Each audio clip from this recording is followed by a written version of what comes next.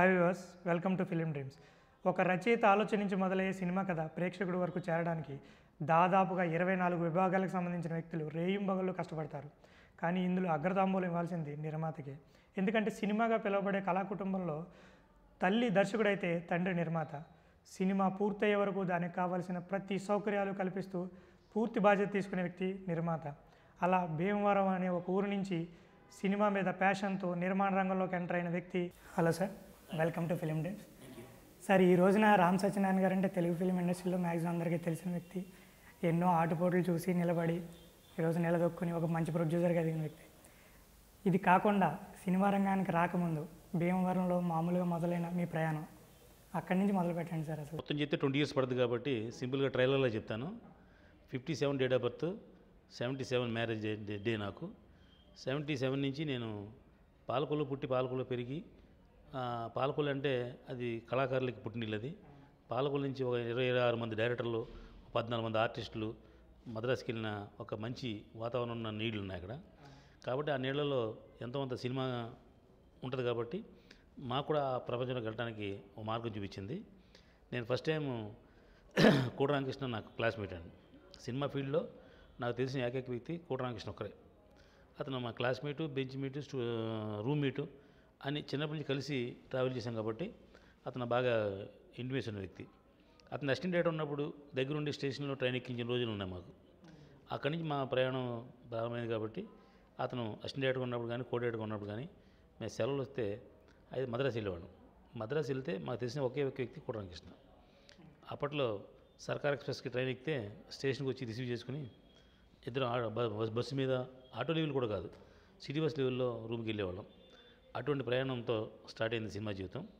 ఊరికే సరదాగా ఆయన కూడా తిరగడం కోసం తప్ప సినిమా తీద్దామని, సినిమాలో వద్దామని నాకు ఎప్పుడూ ఆలోచన లేదు.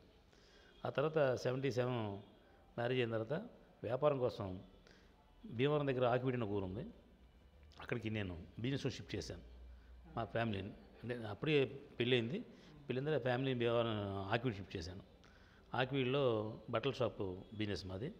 శ్రీనివాస క్లాత్ ఎంపోరియం ఒక లీడింగ్ క్లాత్ షాపు పెట్టిన 3 yearsలో అప్పట్లో ఆకివీడిలో ఉన్న 30 షాపులు ఉంటే 30 షాపులో నెంబర్ 1 షాప్గా మాది ఉంది. అక్కడి నుంచి ఒక 10 years only concentration on cloth shop, number 1 cloth shop in Akividu. అలాగే అక్కడ ఆకివీడి ఫిల్మ్ ఆకివీడి ఛాంబర్ ఆఫ్ కామర్స్ అన్న దాన్ని నెలకొల్పి దానికి ఫౌండర్ ప్రెసిడెంట్గా ఒక 10 years నేను ఛాంబర్ ఆఫ్ కామర్స్ ప్రెసిడెంట్ చేశాను. ఆ తర్వాత అక్కడ మా క్లాత్ మర్చెంట్ ఉంది కాబట్టి మా క్లాత్ మర్చెంట్స్ అసోసియేషన్కి నేను ప్రెసిడెంట్ చేశాను. అలాగే నేను కమ్యూనిటీగా వైశ్యాస్ కాబట్టి వైశ్య డిస్ట్రిక్ట్కి ప్రెసిడెంట్ చేశాను. సార్, అంటే మీరు చెప్పిన దాని ప్రకారం మీరు ఇండస్ట్రీకి రావడానికి మెయిన్ ఇన్ఫ్లుయెన్స్ కోట రామకృష్ణ గారు అంటారా? కరెక్ట్గా కోట రామకృష్ణ గారి ఇన్ఫ్లుయెన్స్ అండి. ఎందుకంటే నేను ఆకివీడిలో ఉన్నప్పుడు ఒక సినిమా తీద్దామని ప్లాన్ చేశారు మా మిత్రులందరూ కలిసి. అప్పుడు కోట రామకృష్ణ ఇంకా కోడేటి నుంచి అప్పుడే డైరెక్టర్ అయ్యాడు. అతని మ్యారేజ్ అయింది. అలా మా ఆకివీడిలో ఫ్రెండ్స్ అందరూ కలిసి మ్యారేజ్కి వెళ్ళడం, అతనితో మనకు ఇంటిమేసి అందరూ చూసి సినిమా తీద్దామన్నారు. సినిమా తీయాలంటే బోల్ డబ్బు కావాలి, బోల్ ఎక్స్పీరియన్స్ కావాలి. ఎక్స్పీరియన్స్ లేదు, అంత డబ్బు లేదు అప్పట్లో. అప్పుడు రామకృష్ణ దగ్గరికి వెళ్ళి చెప్పాం, మా ఫ్రెండ్స్ అందరూ నాతో సినిమా తీస్తున్నారంటే ఆ ఫ్రెండ్స్ అందరితో చెప్పాడు ఆయన, లేదు మా రామ్ సత్యనారాయణ నాకు చాలా థిక్కెస్ట్ ఫ్రెండ్, అతను సినిమా తీయాలి, బాధ్యత ఉంది నాకు. కాబట్టి నాకు కూడా ట్రావెల్లో అందరికీ నేను సహాయం చేశాను, నేను ఒక్కడికి ఏం చేయలేదు. నేను సినిమా తీస్తాను అతనికి, బట్ ఇప్పుడు కాదు, ఒక 1 year టైం తీసుకుని చేస్తాను, ఎందుకంటే నేను చాలా బిజీగా ఉన్నాను ఇప్పుడు. అతను సినిమా చేస్తే అన్నీ నేనే చూసుకోవాలి కాబట్టి, అతను తెలియదు కాబట్టి కొంచెం రెస్పాన్సిబిలిటీ నాకు ఎక్కువ ఉంటుంది కాబట్టి కొంచెం టైం తీసుకుని చేస్తాను అని చెప్పారు. అలాగా మన మైండ్లో చిన్న బీజం పడింది నిర్మాత అవుదామని. అయితే ఈ కోటరాకి చాలా బిజీగా ఉన్నాడు. కలవడం, భోజనం చేయడం, పడుకోవడం, ఆ స్నేహం తప్ప సినిమా తీయడానికి మార్గం సుగమం కాలేదు.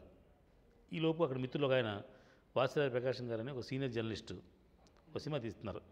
ఆ సినిమా ఏదో మధ్యలో ఏదో చిన్న ఇబ్బంది వచ్చి, ఫైనాన్షియల్ ఇబ్బంది వచ్చి అయితే అప్పుడు ఆయన నా బాగా ఫ్రెండ్. ఆయన సత్యనారాయణ ఈ సినిమా మనం ఈలోపు కంప్లీట్ చేద్దాం, ఒక 6 నెలల్లో మన డేట్లు ఎత్తారు కాబట్టి కోట రామకృష్ణ అప్పుడు ఆ సినిమా చేద్దు కానీ, అంటే సరే మనకు కావాల్సిన ప్రొడ్యూసరే కదా ఏదో ఉందన్న ఉద్దేశంతో నేను ఆ సినిమాకి అప్పట్లో ఒక 10 లక్షలు ఇన్వెస్ట్ చేయడం జరిగింది. అయితే అనుకోకుండా ఆ సినిమా విడుదల విడుదలకపోయేసరికి ఆ సినిమా ఆగిపోయింది. నేను పెట్టిన 10 లక్షల రూపాయలు ఇంచుమించుగా పోయింది. అటు వైకుంఠపాడులో పాము కాసినట్టుగా మన నిచ్చిన్లెక్కి కష్టపడి 10 సంవత్సరాలు స్టేజ్కి వెళ్తే ఒక దెబ్బకి వెనక్కి వచ్చేసాం. 10 lakhs ఆ రోజుల్లో 78లో 79లో పోవడం అంటే it is not a joke. సంపాదన అంతా పోయింది. అప్పుడు ఓకే అని మళ్ళీ ఏం చేద్దామని ఆలోచిస్తే అక్కడ ఆకివీడులోనే చిన్నకాపురం అని పక్కనే విలేజ్ ఉంది, అక్కడ ఒక థియేటర్ కట్టాను, తారకరామ థియేటర్ అని. ఆ థియేటర్ని ఒక 7 సంవత్సరాలు ఆ థియేటర్ రన్ చేసాం. ఈలోపు అనుకోకుండా ఈటీవీ ఛానల్ రావటం, దూరదర్శన్ సినిమాలు రావటం మొదలుపెట్టిందంటే అప్పట్లో సినిమా గ్రోయర్స్ తగ్గిపోయారు. ఏ క్లాస్లో అలాంటి చోట తప్ప చిన్న చిన్న సెంటర్లో సినిమా గ్రోయర్స్ తగ్గిపోయారు. ఆ బిజినెస్ కూడా ఫాల్ స్టేజ్ స్టార్ట్ అయింది. అది తెలిసి నేను అక్కడి నుంచి మళ్ళీ భీమవరం షిఫ్ట్ అయ్యాను. సార్ ఇక్కడ ఇండస్ట్రీకి రాకముందు మీరు ఫైనాన్షియల్గా సెటిల్ అయి ఉండడం వల్ల నిర్మాణ రంగం ఎంచుకున్నారు సార్, లేకపోతే వేరే ఏదైనా అవుదాం అనుకుని నిర్మాణ రంగానికి వచ్చారా ఇండస్ట్రీలో? 10 ఇయర్స్లో 10 లక్షలు సంపాదించామండి. ఇప్పుడు నేను 15,000 రూపాయలు పెట్టుబడితో నా వాటా 15,000 పెట్టుబడితో నేను బట్టల షాప్ పెట్టా. 10 ఇయర్స్ 10 లక్షలు సంపాదించా. ఆ 10 లక్షల రూపాయలు ఒక్కసారి పట్టుకెళ్ళి సినిమా తీసాం, మొత్తం అయిపోయింది. మళ్ళీ జీరోకి వచ్చాం. మళ్ళీ జీరోకి వస్తే మళ్ళీ వెనక్కి వచ్చాం, ఒక థియేటర్ కట్టాం. ఆ థియేటర్ నుంచి మళ్ళీ భీమవరం షిఫ్ట్ అయ్యి భీమవరంలో 2,000 రూపాయల జీతానికి ఒక ఉద్యోగం చేశాను. ఒక టీవీఎస్ సుజుకి ఆటోమొబైల్స్ అని ఒక షాప్ ఉంది, ఆ షాప్లో 2,000 రూపాయలు ఉద్యోగం చేశాను. దీనికోసం మన ఫాల్ అక్కడ పడిపోయింది కాబట్టి అక్కడ 2,000 రూపాయలు ఉద్యోగం 1 ఇయర్ చేసిన తర్వాత మళ్ళీ మన స్టార్డమ్ పెరిగింది. అక్కడ అప్పట్లో ఆక్వాకల్చర్ స్టార్ట్ అయింది. ఆక్వాకల్చర్ అంటే రొయ్యలకి సంబంధించిన అది. అప్పుడు మన బిజినెస్ ఈ సినిమాల మీద మానేసి బిజినెస్ మీద కాన్సన్ట్రేట్ చేసాం. చేస్తే అక్కడ బ్లూ స్టార్ ఫీడ్స్ అని ఒక కంపెనీ పెట్టాను. దాంట్లో స్టార్టింగ్ 1,00,000 రూపాయలు పెట్టాము. దానికి ఒక 1 ఇయర్లో దానికి ఒక 120 మంది స్టాఫ్, ఒక 6 బ్రాంచులు, ఒక 10 మంది మేనేజింగ్ డైరెక్టర్లు అందరిని పెట్టి దాన్ని బాగా డెవలప్ చేసి ఒక 3 ఇయర్స్లో మళ్ళీ ఎప్పుడైతే ఏదంతా పోగొట్టామో అదంతా మళ్ళీ అరేంజ్ చేసాం. సార్ మామూలుగా గోదావరి జిల్లాలంటేనే చాలా ఎటకారం ఎక్కువగా ఉంటుంది. మీరు వ్యాపార రంగం నుంచి సినిమా రంగంకి వచ్చి ఒక 10 లక్షలు పోగొట్టుకుని తిరిగి మళ్ళీ ఇంటికి వెళ్తే అక్కడ ఎటువంటి పరిస్థితులు మీకు ఎదురైనాయి? నెగిటివ్గా ఎవరైనా మాట్లాడారా? అందరూ దూరం అవుతారు, సహజం కదండి, అందరూ దూరం అవుతారు. మనం బాగున్నప్పుడు అందరూ మన ఫ్రెండ్స్ ఉంటారు, బాగున్నప్పుడు కొంతమంది 2-3 మిగులుతారు. అయితే ఏంటంటే మనలో కృషి పట్టుదల ఉంటే మళ్ళీ మనం సాధించగలం, ఛేదించగలం అనుకుంటే మనం చేసిన తప్పు ఏంటో తెలుసుకున్నవాడు గొప్పవాడు. తప్పు చేసినవాడు తప్పువాడు కాదు. తను చేసిన తప్పుని వెంటనే తెలుసుకుని దాన్ని రెక్టిఫై చేయడం కోసం ప్రయత్నం చేస్తే మనం సక్సెస్ అవుతాం. ఇప్పుడు సినిమా తీసాం, ఫ్లాప్ అయింది, ఇంట్లో పడుకుంటే ఏమవుతుంది? ఎందుకు ఫ్లాప్ అయింది, ఎక్కడ తప్పు చేసాం తెలుసుకుని మళ్ళీ ఇంకో సినిమా తీస్తే ఆ తప్పుని సరి చేసుకునే అవకాశం దొరుకుద్ది. ఓ తప్పు చేసాం కదని చెప్పి మనం వదిలేస్తే దాన్ని ఆ తప్పులా ఉండిపోద్ది. ఆ బిజినెస్ పాలిటిక్స్ తెలుసు కాబట్టి నేను ఫస్ట్ నుంచి బిజినెస్ తెలిసి నాకు 100 రూపాయలు కొని 110 రూపాయలు అమ్మటం అంటే ఏంటి, ఒక 10% ప్రాఫిట్ వ్యాపారం చేయాలి. అంటే 100 రూపాయలు అమ్మగలిగిన శక్తి గల ఒక వస్తువుని మనం 90 రూపాయలు తయారు చేయగలిగితే 100 రూపాయలు ఎంఆర్పీ వస్తుంది అని వ్యాపారం. అది ఈ వ్యాపారం ఎక్కడ దేనికైనా అదే, సినిమాకైనా ఇంకో దానికైనా వ్యాపార సూత్రం అదే. 10% ప్రాఫిట్ అంటే 100 రూపాయలు తయారు చేసే వస్తువు 110కి అమ్మాలి. 100 రూపాయలు విలువైన వస్తువుని 90 రూపాయలు తయారు చేయాలి. అది తెలుసుకుంటే ఎవరికైనా మార్గం సుగమవుద్ది. అంటే మీరు ముందు వ్యాపార రంగంలో ఉండడం వల్ల మీకు ఇది ఈజీ అయిందంటారా సినిమా ప్రొడ్యూసర్ అవ్వడం, లేకపోతే డైరెక్ట్గా వచ్చి వేరే ఇబ్బంది పడతారంటారు? నాలెడ్జ్ లేదుగా, సినిమా నాలెడ్జ్ లేదు నాకు. ఊరికే కుర్రాంకృష్ణ ఉన్నాడు కదా, మన సినిమా దొరద కోసం మనం ప్రొడ్యూస్ అవుదాం దొరద అప్పుడు ఆ ఉద్దేశంతో నేను ఆ రోజుని వెళ్ళాం. అయితే ఆ అచీవ్మెంట్ ఏమో కోటాక్షన్ జరగనుకున్నాం, అది చేయలేకపోయాం. వేరే విధంగా సైడ్ ట్రాక్ వెళ్ళాం, అంటే రాంగ్ స్టెప్ అక్కడ వేసాం మనం. అదే కోటాక్షన్ చెప్పినట్టు వెయిట్ చేసి ఉంటే మనం, అతను నాకు లిఫ్ట్ ఇద్దరు, అతను చేసే దాంట్లో మన సక్సెస్ ఉన్నాం. అప్పట్లో కోటరామకృష్ణ గారు సంవత్సరం 10 సినిమాలు తీస్తే 9 సినిమాలు హిట్ అయ్యాయి. ఆ హిట్లు మనం ఉందాం అంటే అతను లేట్ అవుతుంది కదా అనే ఉద్దేశం మనం ఆవేశపడి మనం పక్క వచ్చాం. ట్రాక్ తప్పడం వలన మనకి నష్టపోయాం. మేకింగ్ ఏదైతే ఉందో అంటే మీరు కుటుంబ వ్యవస్థలో ఉన్నప్పుడు ఖచ్చితంగా అందరినీ అడిగి చేయాల్సి ఉంటుంది. మీరు ఇలాంటి డెసిషన్లు తీసుకుంటున్నప్పుడు కొంచెం అక్కడ ఎవరికి డైజెస్ట్ అవ్వవు కూడా. మీకు అలాంటిది ఏమన్నా వాళ్ళ ద్వారా సపోర్ట్ లేకపోతే మీ ఫ్యామిలీ మెంబర్స్ గురించి మాట్లాడతారు? అంటే అప్పటికే మన ఇండివిజువాలిటీ వచ్చేసింది, మనకి బిజినెస్ చేస్తున్నాం కదండి. నేను ఛాంబర్ ఆఫ్ కామర్స్ ప్రెసిడెంట్ చేస్తూ ఇంకోటి సలహాలు తీసుకుంటాను. నేను రోజు 100 మంది సలహా చెప్పేవాడిని, అటు 100 పరిష్కారాలు చేసేవాడిని. అటువంటి నేను సలహా చెప్పే వినే పరిస్థితిలో లేవు, మన ఈగోయిజం కూడా అడ్డు వస్తుంది. అలానే మీరు అన్నట్టు మా ఫ్యామిలీ మెంబర్స్ కూడా వద్దని చెప్పారు. అంటే వద్దని ఎప్పుడు చెప్పారు, వెళ్తాను పెద్దాన్ని సపోర్ట్ చేశారు, సినిమాకి వెళ్ళాను సపోర్ట్ చేశారు. సినిమా ఫెయిల్ అయిన తర్వాత మళ్ళీ సినిమాకి వెళ్తాను వద్దన్నారు. ఒకసారి ఫెయిల్ అయ్యారు కదా మళ్ళీ ఇంకేంది ఇంట్లో కూర్చొని అన్నారు. అది ఎక్కడ పోగొట్టాం దాని సంగతి చూద్దామని ఉద్దేశిస్తే మరి ఎలా సర్ది చెప్పారు సార్, ఇదే డైలాగ్ వేశారు? అదే ఆ థియేటర్ బిజినెస్ జరుగుతుండగా మాకు సినిమా బిజినెస్ స్టార్ట్ డల్ అయింది. అప్పుడు నేను భీమవరం షిఫ్ట్ అయ్యి ఫ్యామిలీతోటి భీమవరంలో టీవీఎస్ సుజుకి షోరూమ్ మా బంధువులది, దాంట్లో నేను 2000 రూపాయలకి ఒక 1 ఇయర్ మాత్రమే శాలరీకి పనిచేశాను. ఎందుకంటే ఆ 1 ఇయర్ మనకి అజ్ఞాతం ఉండాలి యాక్చువల్గా. అయితే ఆ ఒకవేళ మనం 10 లక్షలు పోగొట్టే ఆ రోజుల్లో నేను చెప్పేది ఆ 10 లక్షలు వేల 10 కోట్లు సమానం. అప్పుడు కాసు 600,000 బంగారం ఉండేది ఆ రోజుల్లో. 1000 రూపాయలు బంగారం రోజుల్లోనే మనం అంత డబ్బు పోగొట్టాం. ఆ పోగొట్టాం కాబట్టి మనం 1 ఇయర్ రెస్ట్ తీసుకుందాం, టైం బాగాలేదని ఉద్దేశంతో ఒక షాపులో ఎంప్లాయ్గా చేరాను. అది జీవితంలో ఒక పెద్ద ఎక్స్పీరియన్స్ నాకు. నేను 100 మందిని మెయింటైన్ చేసి నేను ఒక చోట ఎంప్లాయ్ చేయడం అనేది.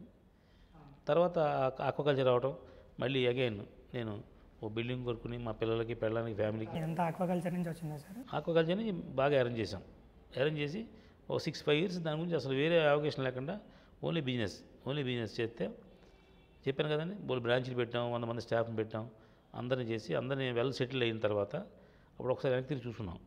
మనం చేసిన తప్పు ఎక్కడ చేసాం. బట్టల shop success, theatre success, aquaculture success, TV Suzuki showroom success. అంటే ఫెయిల్ అయింది ఎక్కడ?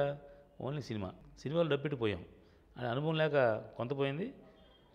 మనం రాంగ్ ట్రాక్ నడిచాం కాబట్టి పోయింది. కాబట్టి ఈ ట్రిప్ అన్నీ తెలుసుకుని చేద్దాం అని ఒకసారి మళ్ళీ బీవర్లో ఎర్ర బస్ ఎక్కి ఓ 10 లక్షలు క్యాష్ తీసుకుని హైదరాబాద్ వచ్చా. అక్కడ అప్పుడు మీలాంటి మిత్రుడు కూడా వచ్చాడు. నాకు కూడా ఏమన్నా అంటే త్వరలో ఇక్కడ శంషాబాద్లో ఎయిర్పోర్ట్ వస్తుంది, ఎయిర్పోర్ట్ అయితే విమానాలు దిగితే అక్కడ 3 రేట్లు పెరుగుతాయి, మనం ల్యాండ్ పొందామన్నాడు. వెళ్ళాం చూడటానికి. చూస్తే కనుచూపు మేరలో ఒక ఆవు కానీ గేదె కానీ కనపట్ల, మనుషులు కనపట్ల. ఇక్కడ ఎప్పుడు విమానం వస్తుంది, ఎప్పుడు దిగుద్ది. ఎప్పుడు జరిగింది సార్ ఇదంతా? ఎయిర్పోర్ట్ కట్టకముందు 2001 2002 ఉంటుంది. అంతేగా ఎయిర్పోర్ట్ 2001-2లో అనమాట ఉండే. చెప్పా, ఏమయ్యా ఎప్పుడు ఎయిర్పోర్ట్ వస్తుంది, ఇన్ని జరిగితే చెత్తయా, సినిమా తీద్దాం, దాని సంగతి చూద్దాం రా అన్న. నేను రాను సార్ అని అతను అక్కడే ఆ రోజుల్లోనే 25,000 చేసి 30,000 చేసి ఒక 50 ఎకరాలు పొలం కొనుక్కొని ఆ గుండు పెడతాను. నేను ఫిల్నర్ వచ్చా శంషాబాద్ నుంచి. ఆ 10 లక్షలతో సినిమా తీసి సక్సెస్ అయ్యి సినిమా ప్రొడ్యూసర్ అవుదామని వచ్చాను. ఒక సినిమా పెట్టుబడి పెట్టా ఒక 5 లక్షలు. ఆడి సినిమా తీయలేదు, మోసం చేసి నన్ను వదిలేశాడు. అంత 5 లక్షలు సార్? 5 లక్షలు ఇన్వెస్ట్ చేశాను. ఇన్వెస్ట్ చేశారు, ఓకే. ఫైనాన్సర్ నేను సినిమా తీయలేదు. ఎవడో సినిమా తీస్తుంటే పారేపల్లి భరత్ అని ఒక డైరెక్టర్ ఒక సినిమా తీస్తుంటే ఆ సినిమాకి నేను 5 lakhs ఇన్వెస్ట్ చేసే ఓన్లీ. ఏది తుమ్మలపల్లి రామకృష్ణ సమర్పించు అని పేరు వేసుకోవడం కోసం. అయితే అతను 2 రోజులు షూటింగ్ చేశాడు. 3 రోజులు ఆఫీస్కి వెళ్తే షూటింగ్ జరగట్లేదు. ఏంటంటే మీరు ఇచ్చిన డబ్బు అయిపోయింది సార్ అన్నాడు. అంటే నా డబ్బుతో సినిమా తీస్తానని తీసింది అప్పుడే తీసింది నాకు. అంటే ఇంత ఎక్స్పీరియన్స్ కూడా మళ్ళీ మనం ఇంకొకసారి రాంగ్ స్టెప్ వేసాం. 5 లక్షలు పోయింది. మళ్ళీ ఇంకోటి ఎవడో సినిమా తీశాడు, అడుగు 5 లక్షలు ఇప్పించాం, అది పోయింది. ఇంకోసారి ఇంకోటి 5 ఇచ్చాం, అది పోయింది. అంటే ఈ సినిమా అనేది మోసం, దగ. ఇంత అనుభవం ఉండి రెండోసారి మనం కూడా ఫెయిల్ అయ్యాం. సినిమా ఫీల్డింగ్ వద్దు అని గుడ్ బై టు హైదరాబాద్ అని నేను బస్సు ఎక్కుతుంటే ఎవడో మీలాంటి వాడు భుజమే చేసి వెనకలాగాడు. సినిమా తీయటానికి లక్షలు కాదు ముఖ్యం, లక్ష్యం అని ఒక సలహా చెప్పాడు. మన వెనక్కి వచ్చి నేను ఎలా సినిమా తీయాలి అని ఒక 10 రోజులు 15 రోజులు ఆలోచించి సినిమా ఎలా తీస్తే మనం పాస్ అవుతాం అని దాని మీద స్టడీ చేసి ఓ సినిమా తీశారు. సుమన్ గారు హీరో, రావళి హీరోయిన్. 2004 జూన్ 1వ తారీఖున రిలీజ్ సినిమా. ఆ సినిమా ఫస్ట్ టైం నేను 10 లక్షలు తీశాను. ఆ సినిమా అన్ని ఏరియాలో బిజినెస్ చేశాం. డిస్ట్రిబ్యూటర్లో సేఫ్. నేను యాజ్ ఏ ప్రొడ్యూసర్గా నేను ప్రాఫిట్ ప్లస్ ప్రొడ్యూసర్గా నేను ఒక కార్డు చూసుకున్నాను కళ్ళతోటి. కాబట్టి ఇది మనం అనుకున్న మార్గం కరెక్ట్ అని అప్పుడు నేను ఒక ఆఫీస్ ఓపెన్ చేసి ఆ సంవత్సరం 13 సినిమాలు తీశాను. భారతదేశంలోనే ఎవడు తీయనట్టుగా ఒకే సంవత్సరం 13 సినిమాలు తీశాం. అది కృషి ఉంటే మనుషులు దృష్టి అవుతారు కదా, మన కృషి కాదు, మన కసి ఉంటే మనుషులు దృష్టి అవుతాం లాగా మన కసితో సినిమాలు తీసాం. ఆ సంవత్సరం 13 సినిమాలు తీసాం. ఈవేళ వరకు ఆ రికార్డుని ఎవడు అధిగమించలేదు. రామ్ గోపాల్ వర్మ ఒక సంవత్సరంలో హిందీలో 5-6 సినిమాలు తీశారు. రామానాయుడు గారు తెలుగులో, తమిళ్లో, హిందీలో ఇన్ని భాషలు గారు ఒక సంవత్సరంలో 5-6 సినిమాలు తీశారు తప్ప ఎప్పుడు ఎవడు 13 సినిమాలతో తీయలేదు. ఆ రికార్డు ఇప్పుడు కాదు, ఇంకో 100 సంవత్సరం పైన ఆ రికార్డులాగా ఉంటుంది.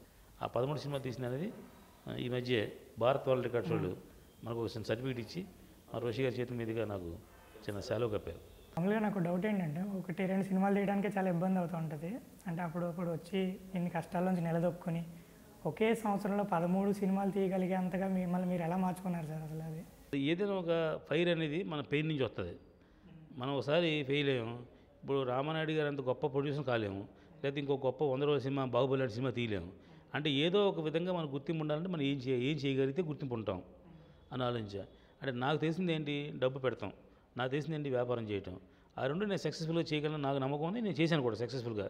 కాబట్టి మనం లో బడ్జెట్లోనే ఒక సినిమా తీసి ఒక ట్రెండ్ సెట్టర్ సృష్టించి, ఇప్పుడు పూర్వం అంటే ఏంటంటే 100 రోజులు షూటింగ్ చేయాలి, 100 రోజులు పోస్ట్ ప్రొడక్షన్ చేయాలి, 100 రోజులు రిలీజ్ చేయాలి, అంటే సంవత్సరానికి ఒక సినిమా తీయాలి అనే సిస్టమ్ ఉండేది.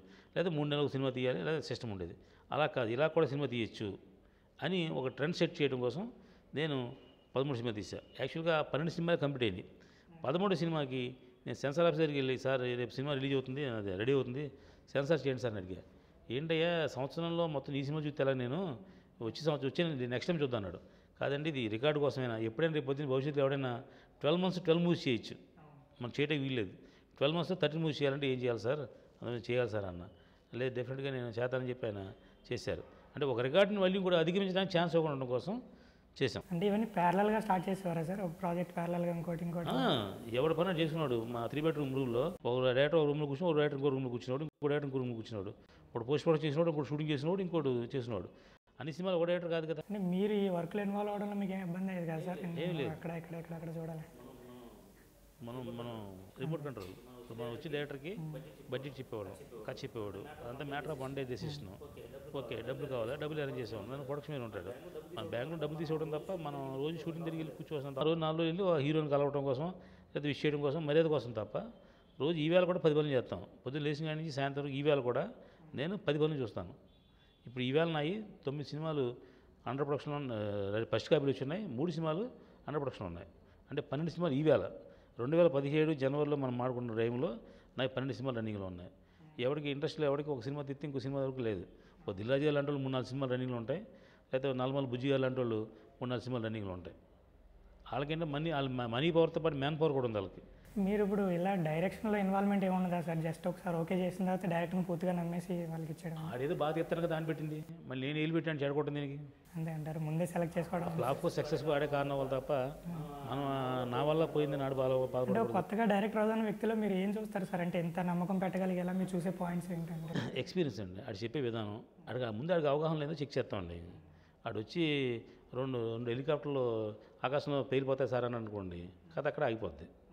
మన బడ్జెట్ అంత ఉండదుగా. ఆడు కథ ఈ నేల మీద చెప్తే ఆడికి ముందు విషయం ఉందని అర్థం అవుద్ది. మందరికి వచ్చేవాడు అన్ని ఆలోచన వస్తాడు. ఈయన 10 కోట్ల సినిమా తీస్తాడా, లేదా 50 లక్షల సినిమా తీస్తాడా, లేకపోతే ఏ సినిమా తీస్తాడని ఆడికి తెలుసుకుంటుంది కాబట్టి వస్తాడు. వచ్చిన మేము కూడా కొత్త వాడిని ఎక్కువగా ఎంకరేజ్ చేయము. ఎందుకంటే అంతకుముందు ఆడి మందరు కోఆర్డినేట్ చేసినాడు, అసిస్టెంట్ చేసినాడు, మనకు తెలిసినోడు ఉంటాడు. ఇంగ్లీష్ సామెత ఉంది కదా, డెవిల్ నోన్ అన్నోన్ గాడ్ ఏదో ఉంది కదండి.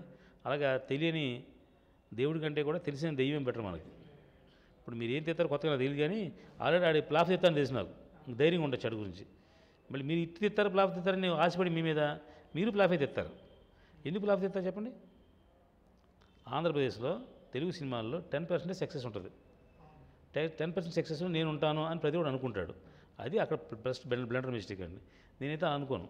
ఆ 10 హిట్లో నేను ఉంటాను అనుకోను. నేను ఆ 10 హిట్లో కాకుండా 90 హిట్లు, 90 ప్లాఫ్ ఉన్నాయి కదండి, ఆ 90 ప్లాఫ్లో నేను ఉంటాను. నేను ఎలా సేఫ్ అవుతాను?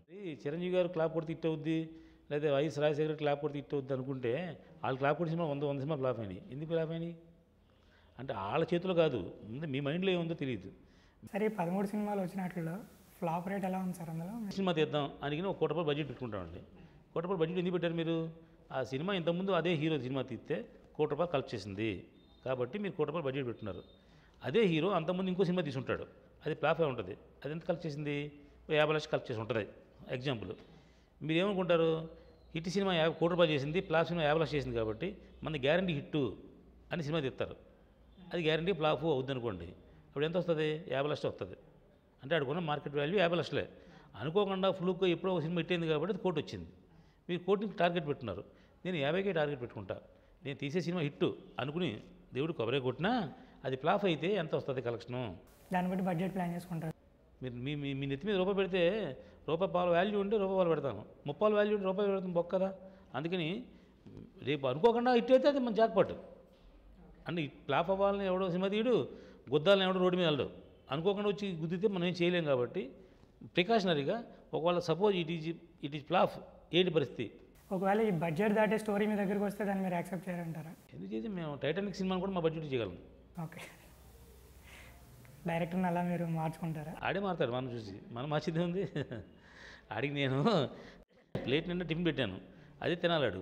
మళ్ళీ మనం రెండోసారి వస్తాను గ్యారెంటీ లేదు కదా, చెప్పాం కదా ఆడికి, అదే ఎంఆర్పీ ఆడికి చెప్పాం. ఆడికి ఈ ప్లేట్ నిండా ఉన్నది నువ్వు తినాలి, ఆ డబ్బును ఖర్చు పెట్టాలని చెప్పాం. ఆడికి ముందే బడ్జెట్ చెప్పాం కదా. ఆడికి ఇన్నోసెంట్గా వచ్చి సార్ ఈ తండ్రి అండ కదా. ఏ సినిమాను మీరు ఎలా ప్లాన్ చేసి మొదలుపెట్టి డైరెక్టర్ కొంచెం కథ డిమాండ్ చేసో, డైరెక్టర్ తప్పిదాల వల్ల బడ్జెట్ క్రాస్ చేసిన సిచ్యువేషన్స్ ఏమైనా ఉన్నాయి? ఏం లేవు. అసలు ఎవడు మన దాటి వెళ్ళడు. దాటి వెళ్తే నేను రిమోట్ వెనకలు అవుద్దండి. ఎందుకంటే మన దగ్గర వచ్చి తెమ్మంటే ఆలోచించుకుంటాడు, నాకు అద్భుతంగా తీద్దాం, నాకు నువ్వు అద్భుతంగా తీయొద్దు, ముందు సేఫ్గా తీ సినిమా, అద్భుతంగా దాంతో ప్లాన్ చేయి. నీకు ఇచ్చిన బడ్జెట్లో నువ్వు అద్భుతంగా ప్లాన్ చేయి. అంటే ప్రతి ఒడికి ఎఫర్ట్స్ పెట్టుకునే ఒక ఛాన్స్ ఉంటుందండి. ఇప్పుడు ఫర్ ఎగ్జాంపుల్ జోక్ అది సీరియస్ చెప్తున్నాను. ప్రతి ఒడికి ఒక ఆబ్లికేషన్ ఉంటుంది. ఎలాగా మీతో పాటు మీకు రూమ్లో ఒక కెమెరామెన్ ఉంటాడు. ఇద్దరు కలిసి మీ ఊరి నుంచి వచ్చారు, వైజాగ్ నుంచో బొమ్మాయి నుంచి వచ్చారు. ఎప్పటికైనా నువ్వు డైరెక్టర్ అవుతావు, నేను కెమెరామెన్ అవుతాను, ఇద్దరు కళ్ళకంటూ ఉంటారు. ఇప్పుడు మీకు అనుకోకుండా ఆపర్చునిటీ వచ్చింది. అప్పుడు ఏం చెప్తాంటే, అరే నువ్వు డైరెక్టర్ అవుతున్నావు కదా, నేను కెమెరా చేస్తాను, నాకు డబ్బు వద్దు, నువ్వు బాగుంటే రేపు పొద్దు నువ్వు పెద్ద డైరెక్టర్ అవుతావు, నాకు కెమెరామెన్ అవకాశం ఇస్తావు అని వస్తాడు. That is obligation. ఎవరికి? మీకు. నాకు అక్కర్లేదు, నేను మామూలుగా కెమెరాకి ఎంత ఇస్తాను అంత ఇస్తాను నేను. అతను ఏమనుకుంటా అంటే నేను గొప్ప కెమెరామెన్ గొప్పగా చేద్దాం అనుకుంటాడు. వద్దు, ఈ సినిమా వరకు మనం ప్రూవ్ చేసుకుందాం, మన ఫస్ట్ అవకాశం వచ్చింది కదా, ఈ దీంట్లో ఎంతవరకు మనం చేయగలం అంతవరకు మ్యాక్సిమం చేద్దాం అని ఎఫర్ట్ పెడతారు. డబ్బు పెట్టక్కల్లా. మీరైనా ఆ కెమెరామెన్ అయినా మీ ఫ్రెండ్ అయినా ఎవడో కూడా డబ్బు పెట్టక్కల్లా, ఎఫర్ట్. సపోజ్ ఈ లొకేషన్ ఉంది, మామూలుగా 10,000 రూపాయలు లొకేషన్ రెంట్.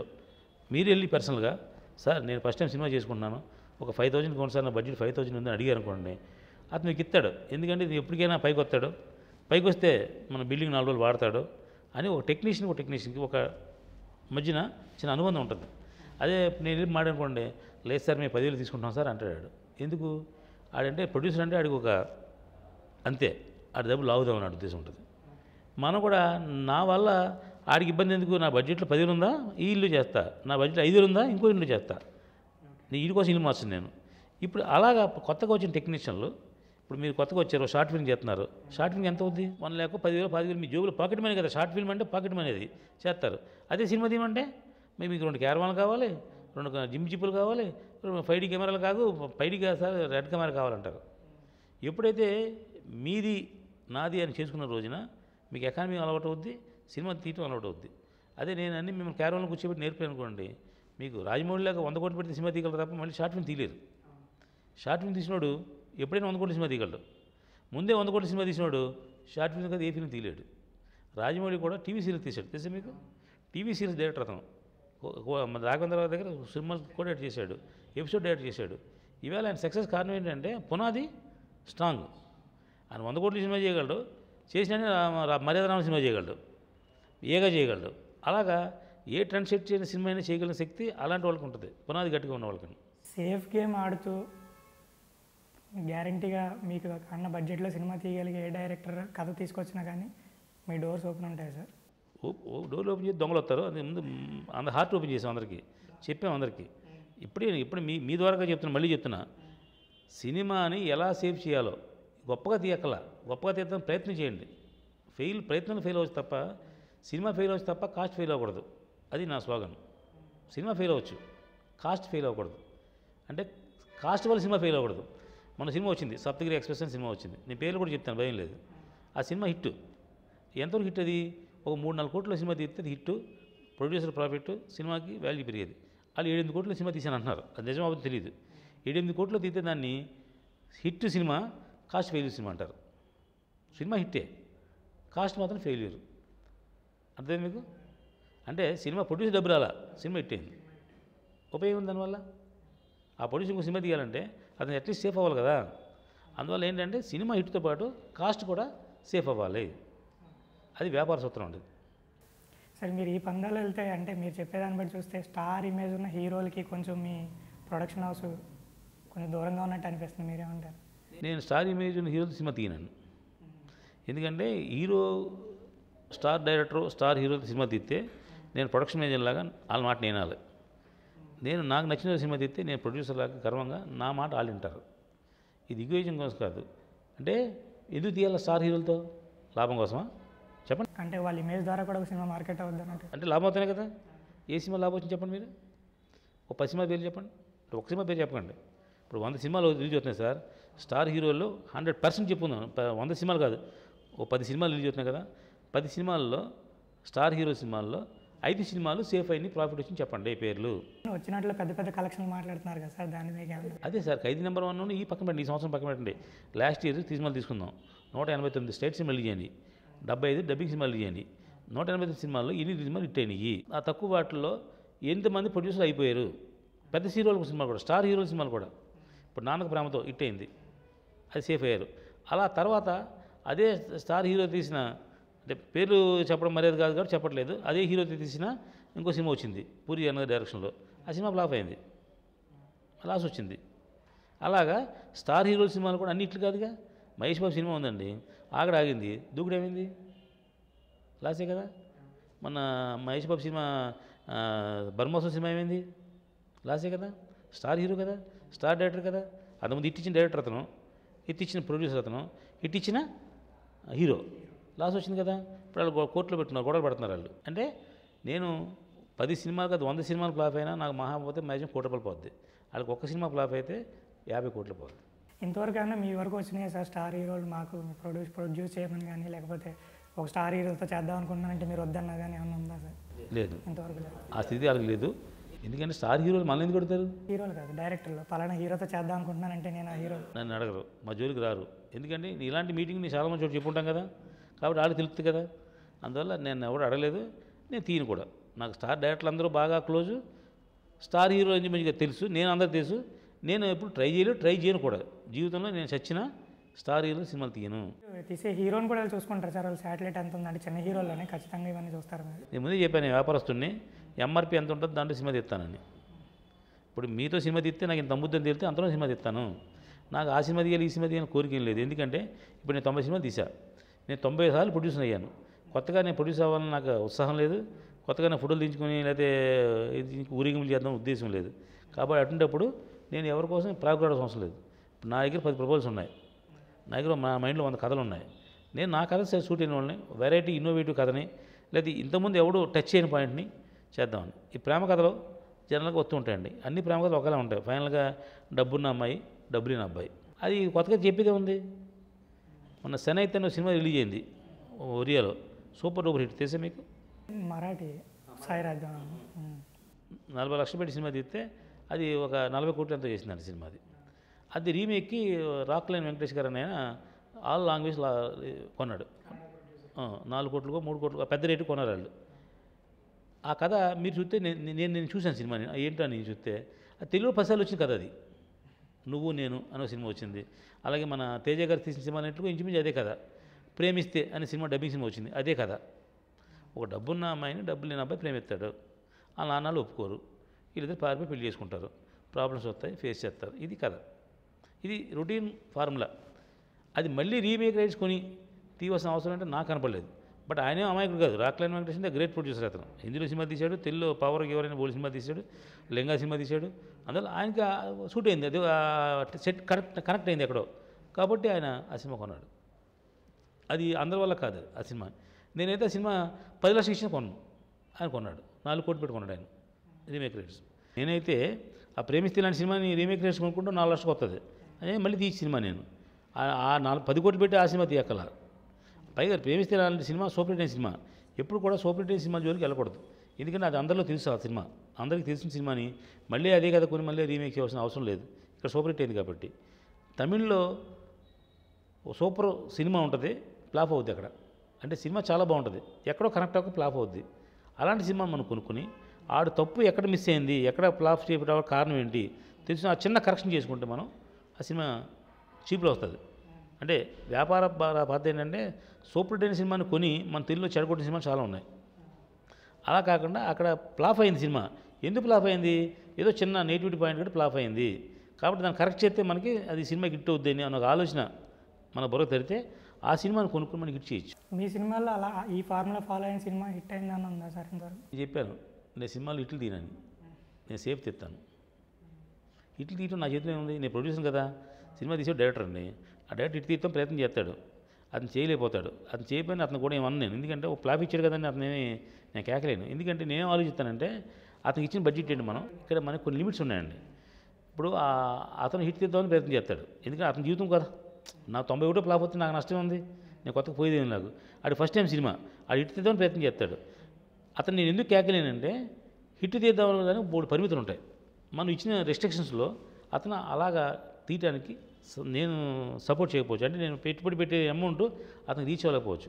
అందువల్ల అతను హిట్ తీసుకుండకపోవచ్చు అని సాటిస్ఫై అవుతాను తప్ప ఎందుకు ఫ్లాప్ తీసామని ఎప్పుడు అని నేను ఖండించను. కానీ ప్రొడ్యూసర్గా ఎంతో కొంత ఉంటుంది కదా సార్ సినిమా, అంటే నా నష్టాన్ని భరించాల్సిన ఇది ఉంటుంది కదా మీకు లోపల, అది ఎప్పుడు లేదా? నష్టం ఎందుకు పెడతాను నేను? అంటే జరిగిన దాన్ని బట్టి, అంటే ఫ్లాప్ అయిన నాకు నష్టం జరగదు, నాకు డ్యామేజ్ జరిగిన 2 సినిమాలు ఉన్నాయి, 2 గురించి చెప్తాను మీకు. మళ్ళీ ఇప్పుడు మీకు ఎదరోడి నష్టం జరుగుతుందని ఫీల్ అవుతాను ఒకటి. అంటే ఎదరోడి మీన్స్ డైరెక్టర్కి. ఆడి జీవితంలో అనవసరంగా ఇబ్బంది పడతాడేమో అని అనుకుంటా. ఒకటి. రెండోది ఏంటంటే ఇటు తీస్తాను మీకు గ్యారెంటీ ఇస్తారా?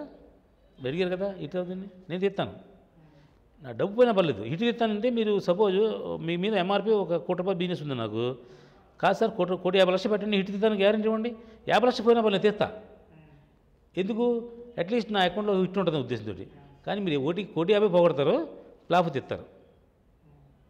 అది ఛాలెంజ్ చేసి నేను మీరు ₹1,00,00,000 బడ్జెట్ సినిమాని ₹1,50,00,000 ఇవ్వండి, నేను గ్యారెంటీ హిట్ తెస్తాను. ఎవడైనా మగవాడు ముందుకు వస్తే ₹50,00,000 డబ్బు పోవటానికి నేను ప్రిపేర్ అయ్యి సినిమా తెస్తాను. అట్లీస్ట్ మీరు గ్యారెంటీ ఇచ్చారు కాబట్టి, హిట్ అని గ్యారెంటీ ఇచ్చారు కాబట్టి. హిట్ ఇవ్వడం గ్యారెంటీ ఇవ్వడం ఎవరి చేతులు లేదు. ఎందుకని మీరు రాసిస్తారండి హిట్ అని?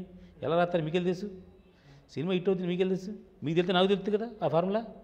ఇక్కడ ప్రివ్యూ చూస్తాం మేము, సినిమా చాలా బాగుంటుంది. ప్రజల్లోకి వెళ్తే సినిమా ఆడతావు. ఏంటి కారణం? మీరు అడిగారు కాబట్టి ఎగ్జామ్ చెప్తా. ద గ్రేట్ ప్రొడ్యూసర్ ఎవరండి భారతదేశంలో తెలుగులో? సురేష్ బాబు గారు, రామానాయుడు గారి సంస్థ. వాళ్ళు వందలాది సినిమాలు తీశారు. అనుభవంలో great great great great persons. నాకు ఒక వైపు అనుభవం ఉంది నాకు ప్రొడక్షన్ చేయడం. వాళ్ళకి డిస్ట్రిబ్యూటరు, ఎగ్జిబ్యూటరు, ప్రొడ్యూసరు, స్టూడియో ఓనరు, 4 రంగాల్లో వాళ్ళకి అనుభవం ఉందండి. వాళ్ళకంటే గ్రేట్ పర్సన్స్ ఎవరు లేరు. సో ఆయన మొన్న సినిమా చూశాడు. తేజ గారి డైరెక్షన్లో సినిమా వచ్చింది, హోరా హోరీ అని సినిమా వచ్చింది. అది దామోదర్ ప్రసాద్ గారు ఆయన సినిమా తీస్తే ఆ సినిమాని వాళ్ళు చూసి చాలా ఎక్స్ట్రాడినరీగా ఉంది సినిమా, బడ్జెట్ ఎంత అయిందని అడిగారు. 3 కోట్లు అయింది. 3 కోట్లు అయిందా? నా 33% షేర్. ఆయన ₹1,00,00,000 ఆయన ముఖమే కొట్టాడు. ఆయన కొట్టి సినిమా తీసిన తర్వాత చూసి ఆయన పార్ట్నర్ జాయిన్ అయ్యాడు ఆ సినిమాలో. ఆ సినిమా ఆయన ఇంకో ₹1,00,00,000 ఖర్చు పెట్టి రిలీజ్ చేశాడు. ఆయన డిస్ట్రిబ్యూటర్ కాబట్టి. ఆ సినిమా అఖండ పరాజయం పొందింది. తెలుసా మీకు? మరే మీరు సురేష్ బాబు గారు గొప్పవాళ్ళు. మీరు సురేష్ బాబు గారు చూసి చెప్పలేని డెసిషన్ మీరు తీసి ముందు చెప్పేస్తారా? మీ కథలో మీ ఊహల్లో ఉంటుంది తప్ప కథ బొమ్మ కనపడదుగా మీకు. కనపడుతుంది మీకు, ఇలా చేస్తే ఇలా జరుగుతుంది, ఇలా జరుగుద్దని. సురేష్ బాబు గారు కళ్ళతో థియేటర్లో సినిమా చూశాడు, ఎక్స్ట్రాడినరీ నచ్చింది. ఆయన ఫ్రేమ్ టు ఫ్రేమ్ ఇంకోసారి చూస్తున్నారు, మళ్ళీ నచ్చింది కాబట్టి కొన్నారు. అంటే సురేష్ బాబు కంటే గ్రేట్ మనసు ఉన్నారక. మీరు ఎలా హిట్ ఇస్తారు? మీరు హిట్ ఇస్తాను ఎందుకు ఆశపడాలి మనం? నేను ఫ్లాప్ అని దిగుతా, హిట్ అయితే పొరపాటు హిట్ అవుద్ది. అది స్టాటిస్టిక్స్. సార్ మీరు ఎంత ఖచ్చితంగా ముక్కుసూటిగా మాట్లాడగలిగేది అంటే మీ అనుభవాల నుంచి నేర్చుకున్నారు సార్? మీరు ముందు నుంచి ఎలా ఉండేవారు? ఇండస్ట్రీ ఎలా నేర్పింది? నేను ఆకాశాన్ని చూశాను, నేలను చూశాను కాబట్టి నేను ఈ సినిమా ఫీల్డ్లో నేను ఎన్సైక్లోపీడియా అనుకుంటున్నా. కాదని ఎవరైనా ఖండితకొస్తే మీతో గంట సేపుగా 2 గంటలు మాడతా. ప్రతి దానికి ఒక ఆన్సర్ ఉంటుంది కదా. మీరు క్వశ్చన్ ఆన్సర్ చెప్తా, లేదా నేను క్వశ్చన్ అయితే మీరు ఆన్సర్ చెప్పండి. మీకు ఆన్సర్ చెప్పాను. ఇప్పుడు హిట్ సినిమా తీద్దాం అనుకోండి, హిట్ సినిమా తీయటం మీరు ఎవరు అసలు? మీ చేతిలో ఉంది హిట్ సినిమా తీయటకి. సురేష్ బాబు లాంటి వాడే సినిమా చూసి సినిమా డెసిషన్ చేయలేకపోతే మీ హిట్ సినిమా ఎలా తీస్తారు? ఒకటి. నాగార్జున గారు వాళ్ళ ఇన్స్టిట్యూట్లో చదివిన ఎవరో ఒక అమ్మాయి డైరెక్ట్ చేస్తే పరేషాన్ అనే సినిమాని, పడేసావే అనే సినిమాని ఎక్స్ట్రాడినరీగా ఉందని చూసి ఆయన నాగార్జున గారు మైక్ పట్టుకుని 100 మీటింగ్లో చెప్పారు, ఈ సినిమా చాలా బ్రహ్మాండంగా ఉంది, చాలా బ్రహ్మాండంగా ఉంది, చాలా బ్రహ్మాండంగా ఉంది. ఆడిందా? ఒకరోజు ఆడింది. ఆ సినిమా ఆడదని నాకు ముందు తెలుసు. అంటే మీరు అయిపోయిన తర్వాత అలా చెప్తున్నారేమో అంటారేమో. రేపు జరగబోయే సినిమా గురించి అడగండి. ఇప్పుడు మీకు SMS పెడతాను నేను, ఆ సినిమా భవిష్యత్తు ఏంటో. అది యాజిటీ జరగకపోతే నేను ఛాలెంజ్ చేస్తాను నేను. వాళ్ళ అనుభవం అది, నా అనుభవం ఇది. అయిపోయిందా? నిన్న పెట్టకూడని సినిమా వచ్చింది. అది సినిమా చూసి ఆ ప్రొడ్యూసర్ గతంలో ఇష్టం ఉంది అతనికి. 4 హిట్ సినిమా తీశాడు. ఉయ్యాల జంపాల లాంటి సినిమా తీసిన అతను మొన్న సినిమా తీశాడు పెట్టగోడ అని. సురేష్ బాబు గారు చూసి నేను కనెక్ట్ అయిన సినిమాకి, నా చిన్నప్పుడు నేను గోడ మీద కూర్చుని ఇలా చేశాను, నా చిన్నప్పుడు అలా చేశాను, ఇది మంచి సినిమా, ఇది హిట్ సినిమా అని ఆయన ఎవరికి అమ్మకుండా ఆ బ్యానర్ వాల్యూకి ఎవరో బయర్ ఉంటాడు, ఎంతో కొంత కొంటారు. అమ్మకుండా ఓన్గా రిలీజ్ చేద్దామని వాళ్ళు సురేష్ పెట్టి ఓన్గా రిలీజ్ చేశారు. ఇది ఒకరోజు ఆడింది. తెలుసా మీకు? ఆ సినిమా ఆడదని విషయం నాకు ముందు తెలుసు. అంటే మీరు అయిపోయింది కాబట్టి అలా చెప్తున్నారు అని మీరు క్వశ్చన్ చేసినాను. అవబోయే సినిమా కూడా అలా చెప్తాను, రాసుకుని చెప్తాను మీకు నేను.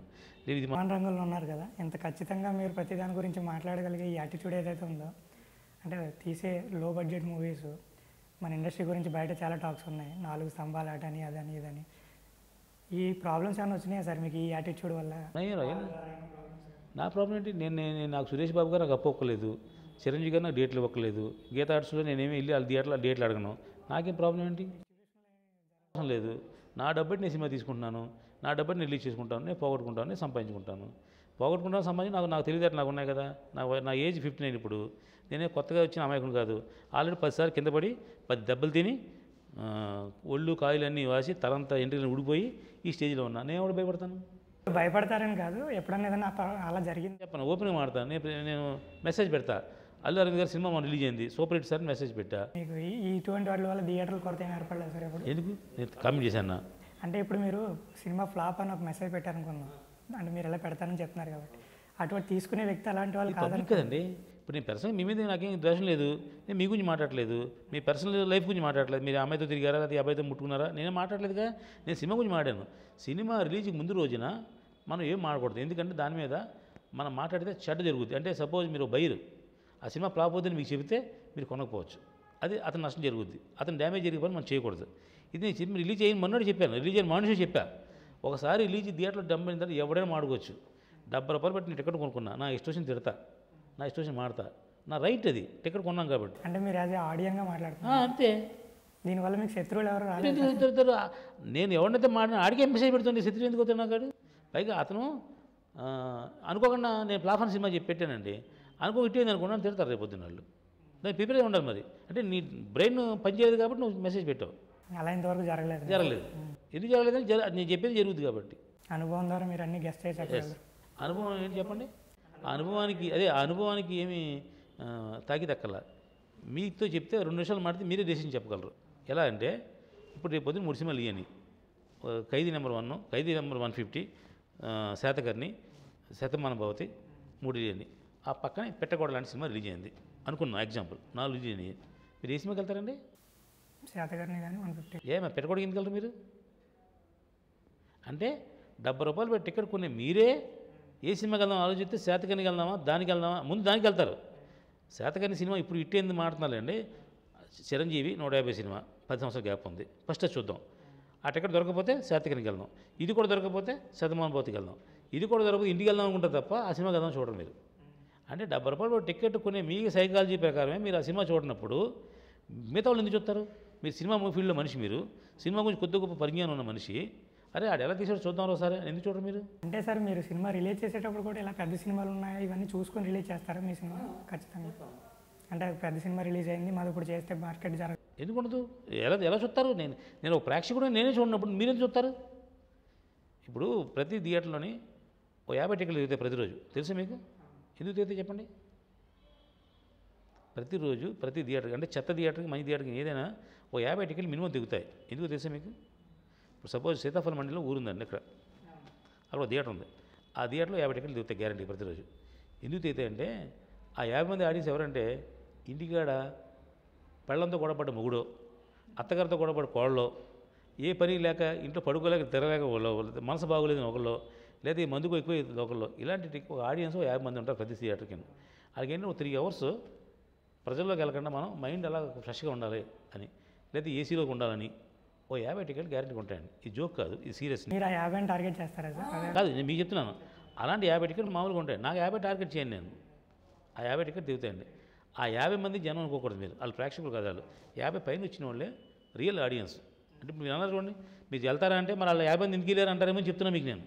ఆ 50 మంది వెళ్ళింది 70 రూపాయల టికెట్ కోసం కాదు, మీ సినిమా చూద్దాం కదా, వాళ్ళు కానీ రిలాక్స్ అవుతుంది వెళ్తున్నారు. వాళ్ళు 50 euro టికెట్ కాడి నుంచి ఆ పోస్టర్ వాల్యూయా లేకపోతే ఆ సినిమా వాల్యూయా అక్కడ కనబడుద్ది.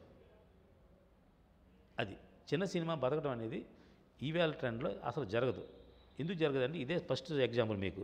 చిన్న సినిమాకి పక్కన ఇప్పుడు మీరు పాప్కార్న్ ప్యాకెట్ ఉందండి, మల్టీప్లెక్స్ సినిమాకి వెళ్ళారనుకోండి, 250 రూపాయలు పాప్కార్న్ ప్యాకెట్, 70 రూపాయలు టికెట్ తీసి 250 రూపాయలు పాప్కార్న్ కొంటారు మీరు? కొనలేరు. కారుకి 50 రూపాయలు పార్కింగ్ ఫీజు, వెళ్ళగలరా? వెళ్ళలేరు. అంటే మీకు ఒక చిన్న సినిమాకి ఎంత ఇన్వెస్ట్మెంట్ చేయలేరు. చిరంజీవి సినిమాకి వెళ్తారు మీరు, చిరంజీవి 150 సినిమాకి దానికి టికెట్ 70 రూపాయలే, కానీ 70 రూపాయలు టికెట్ కొని 150 రూపాయలు మీరు పాప్కార్న్ కొంటారు, 50 రూపాయలు కార్ పార్కింగ్ ఇస్తారు. అంటే మనం ఇన్వెస్ట్ చేయవలసిన డబ్బుని, ఈ టికెట్ ఫీజుని అంత వర్త్ ఉందా లేదా ఆ సినిమా అని ప్రతి కూడా ఆలోచించుకుంటాడు. మరి ఆ ఇట్టేం సినిమాలు ఆడుతుంటే ఒక పెళ్లి చూపులు, ఒక బెచ్చగాడు, ఈ సినిమాలు 3 ఇట్టేనండి మధ్యకాలంలో. ఆ 3 వాళ్ళు ఊహించలేదు, ఎవరో సినిమా తీసినవాడు కానీ కొన్నవాడు కానీ ఇది హిట్ అవుతుంది ఊహించలేదు. వాళ్ళు అనుకోకుండా ఫ్లోకి హిట్టేని. ఆ హిట్ అవ్వడం వల్ల ఇండస్ట్రీకి లాభం నష్టం చెప్పండి మీరు? అంటే పర్సంటేజ్ తక్కువ ఉంది కాబట్టి అంత లాభమే లేదు. లాభమే కదా. ఎలా లాభం అంటే చెప్పండి, ఎలా లాభం అంటే పెళ్లి చూపులు ఇట్టింది కాబట్టి ఓ నా దగ్గర కథ ఉంది, అది పెళ్లి చూపులు అంటే కథ అని ఒక 100 మంది ఇన్స్పైర్ అయ్యి బయటకు వచ్చారు. ఇప్పుడు ఓ 100 సినిమా స్టార్ట్ అవుతాయండి. ఈ విధంగా ఇండస్ట్రీకి ఇన్స్పిరేషన్ పెరిగింది. ఈ పెళ్లి చూపుల వల్ల మీరు ఇన్స్పిరేషన్ పెరిగిందంటే నేను డ్యామేజ్ జరిగింది అంటున్నాను నేను. పెళ్లి చూపులు అనే సినిమా హిట్ వల్ల 100 మంది ప్రొడ్యూసర్ నాశనం అయిపోతున్నారు. ఇప్పుడు ఎందుకు చేసినా ఆడు ప్రతి కూడా పెళ్లి చూపులు సినిమా తీస్తాను దిగుతున్నాడు. ఆడు పెళ్లి చూపులు కాదు, దాంట్లో 1% కూడా తీయలేడు. దాంట్లో ఇన్స్పిరేషన్ ఏమో అది, బ్యాడ్ ఏమో ఇది. చూడండి, మళ్ళీ 100 సినిమాలు అట్టర్ ఫ్లాప్లు అవుతాయి. అన్నీ పెళ్లి చూపులు అవుతాయా? పెళ్లి చూపులు సినిమా తీసిన వాళ్ళు కూడా ఓపెన్ రోజు పెళ్లి చూపులు నేను తిట్టొద్దని అనుకోలేదు వాళ్ళు. ఏదో సినిమా తీస్తున్నాం, సరే మా అబ్బాయిని ఏదో మా ఏదో ప్రమోషన్ చేద్దాం అనుకుని ఏదో చేద్దాం దిగారు వాళ్ళు. అతి లక్కీగా వాళ్ళకి అనుకోకుండా హిట్ అయింది. ఆ హిట్ వల్ల 100 మంది నాశనం అయిపోయారు. ఇది నా స్టేట్మెంట్. మీరేమంటారు? 100 మంది ఇన్స్పైర్ అయ్యారు, 100 మంది కొత్త సినిమా స్టార్ట్ అయ్యాను అంటారు, 100 మంది నాశనం అయిపోయారు అంటాను. ఒకే క్వశ్చన్కి 2 ఆన్సర్లు అయ్యి. ఓవరాల్గా అంటే ఇప్పుడు 2 స్టేట్మెంట్లు ఉన్నాయి. ఓవరాల్గా మీరేమంటారు సార్? మంచి జరిగిందంటారు, చెడు జరిగిందంటాను నేను. ఎందుకు? చెడే జరుగుతుంది రేపు పొద్దున్న. ఆ 100 సినిమాల్లో మీరు చూడండి, ఈ సంవత్సరంలో 100 కాదు 10 సినిమాలు రిలీజ్ అవుతాయి కదా. ఈ 10లో 2 హిట్ అయినా మీరే నెగ్గినట్టు. 9 ఫ్లాప్ అవుతాయి. అంటే 10 ఫ్లాప్ అవుతాయి, సేఫ్టీని కూడా ఎక్స్ట్రా చెప్తాను మీకు తప్ప 10 ఫ్లాప్ అవుతాయి. ఆ పెళ్లి చూపుల సినిమాలో ఏమీ కంటెంట్ లేదు, ఎందుకు ఆడిందో తెలియదు, హిట్ అయింది. హిట్ అయింది కాబట్టి దాని గురించి మనం కామెంట్ చేయకూడదు. ఇంకా పెళ్లి చూపుల కంటే అద్భుతంగా తీసిన సినిమా బోల్డ్ ఉన్నాయి. మీరు ఇప్పుడు పాస్ చేసిన స్టేట్మెంట్ ప్రకారం అంటే కంటెంట్ లేకపోవడం కూడా హిట్ అయ్యే ఉంటాయంట. ఏమంటే ఎక్కడో కరెక్ట్ అయింది అది.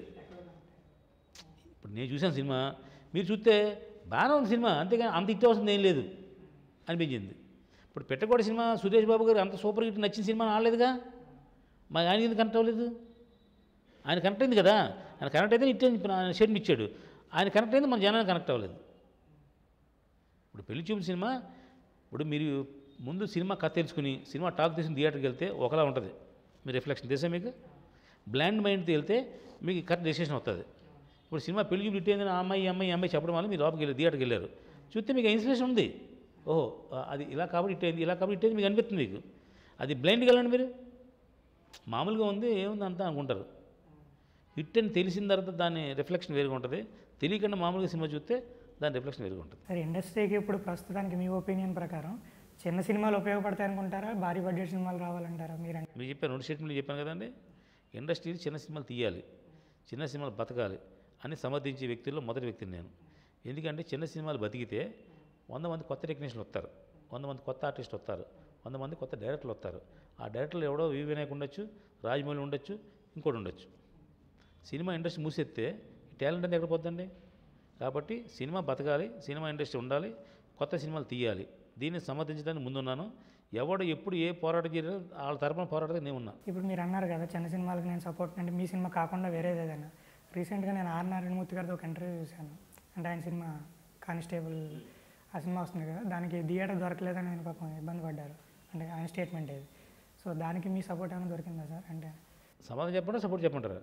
సమాధానం అడుగుతున్నాను. సమాధానం చెప్తాను. ఆర్ నారాయణమూర్తి గారు నాకు బాగా బాగా బాగా బాగా తెలిసిన వ్యక్తి, బాగా క్లోజ్ వ్యక్తి. మీతో రోజు గంటలు మాట్లాడుకుంటాం. నేను ఆయన గురించి అగ్నిస్ట్గా మాట్లాడకూడదు. కానీ మీరు అడుగుతున్నారు కానీ సమాధానం చెప్తున్నాను. థియేటర్ దొరకడం ఏంటి? ఆ సినిమా ఎప్పుడు రిలీజ్ చేశారు మీరు? థియేటర్ దొరకడం మీకు తెలియదు ముందు?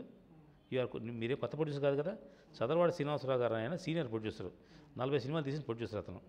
అంటే ఇది ఎన్కౌంటర్ లాంటి స్టేట్మెంట్ ఇది. ఎందుకంటే నేను భయపడి స్టేట్మెంట్ ఇవ్వట్లా, మీరు అడిగారు కూడా సమాధానం చెప్తాను. నిజం చెప్పాలి కాబట్టి. మామూలుగా అయితే చదరవాడ శ్రీనివాసరావు నాకు ప్రాణమిత్రుడు. ఆయన నాకు చాలా చాలా చాలా ఉపయోగపడిన వ్యక్తి, చాలా మంచి వ్యక్తి. ఆయన సిన్సియర్ జెంటిల్మెన్. ఆయన ఇంకా నానుమూర్తి గారు చాలా ఓపెన్ హార్టెడ్ మనిషి, చాలా గొప్ప వ్యక్తి. నాకు రోజు మేము దాసనారాయణ ఇంట్లో రోజు అరగంట ఎదురు కూర్చొని మాట్లాడుకుంటాం. అది మంచి వ్యక్తి.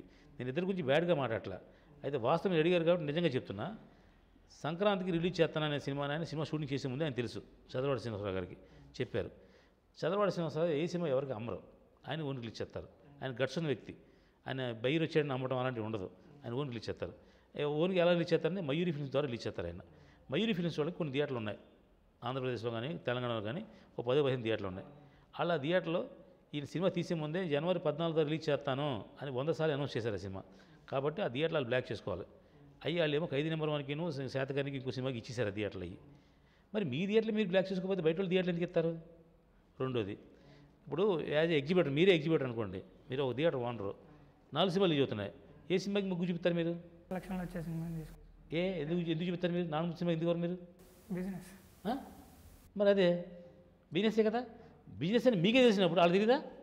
ఆ థియేటర్ ఓనర్కి నా సినిమాకి చిరంజీవి సినిమా పడితే నాకు 100 సైకిళ్ళు వస్తాయి, 100 మోటార్ సైకిళ్ళు వస్తాయి, 100 మంది క్యాంటీన్లో పాప్కార్న్ తింటారు, 100 మంది సమోసాలు తింటారు. నానుమూర్తి గారి సినిమాకి ఎన్ని సైకిళ్ళు వస్తాయి ఆ రోజున? అంటే ఆయన ఇట్టే సినిమాలు బోళ్ళు ఉన్నాయి, కోట్లు ఖర్చు సినిమాలు ఉన్నాయి. ఈ పండగ రోజుల్లో 4 రోజులు ఎవరు సినిమా చూస్తారు?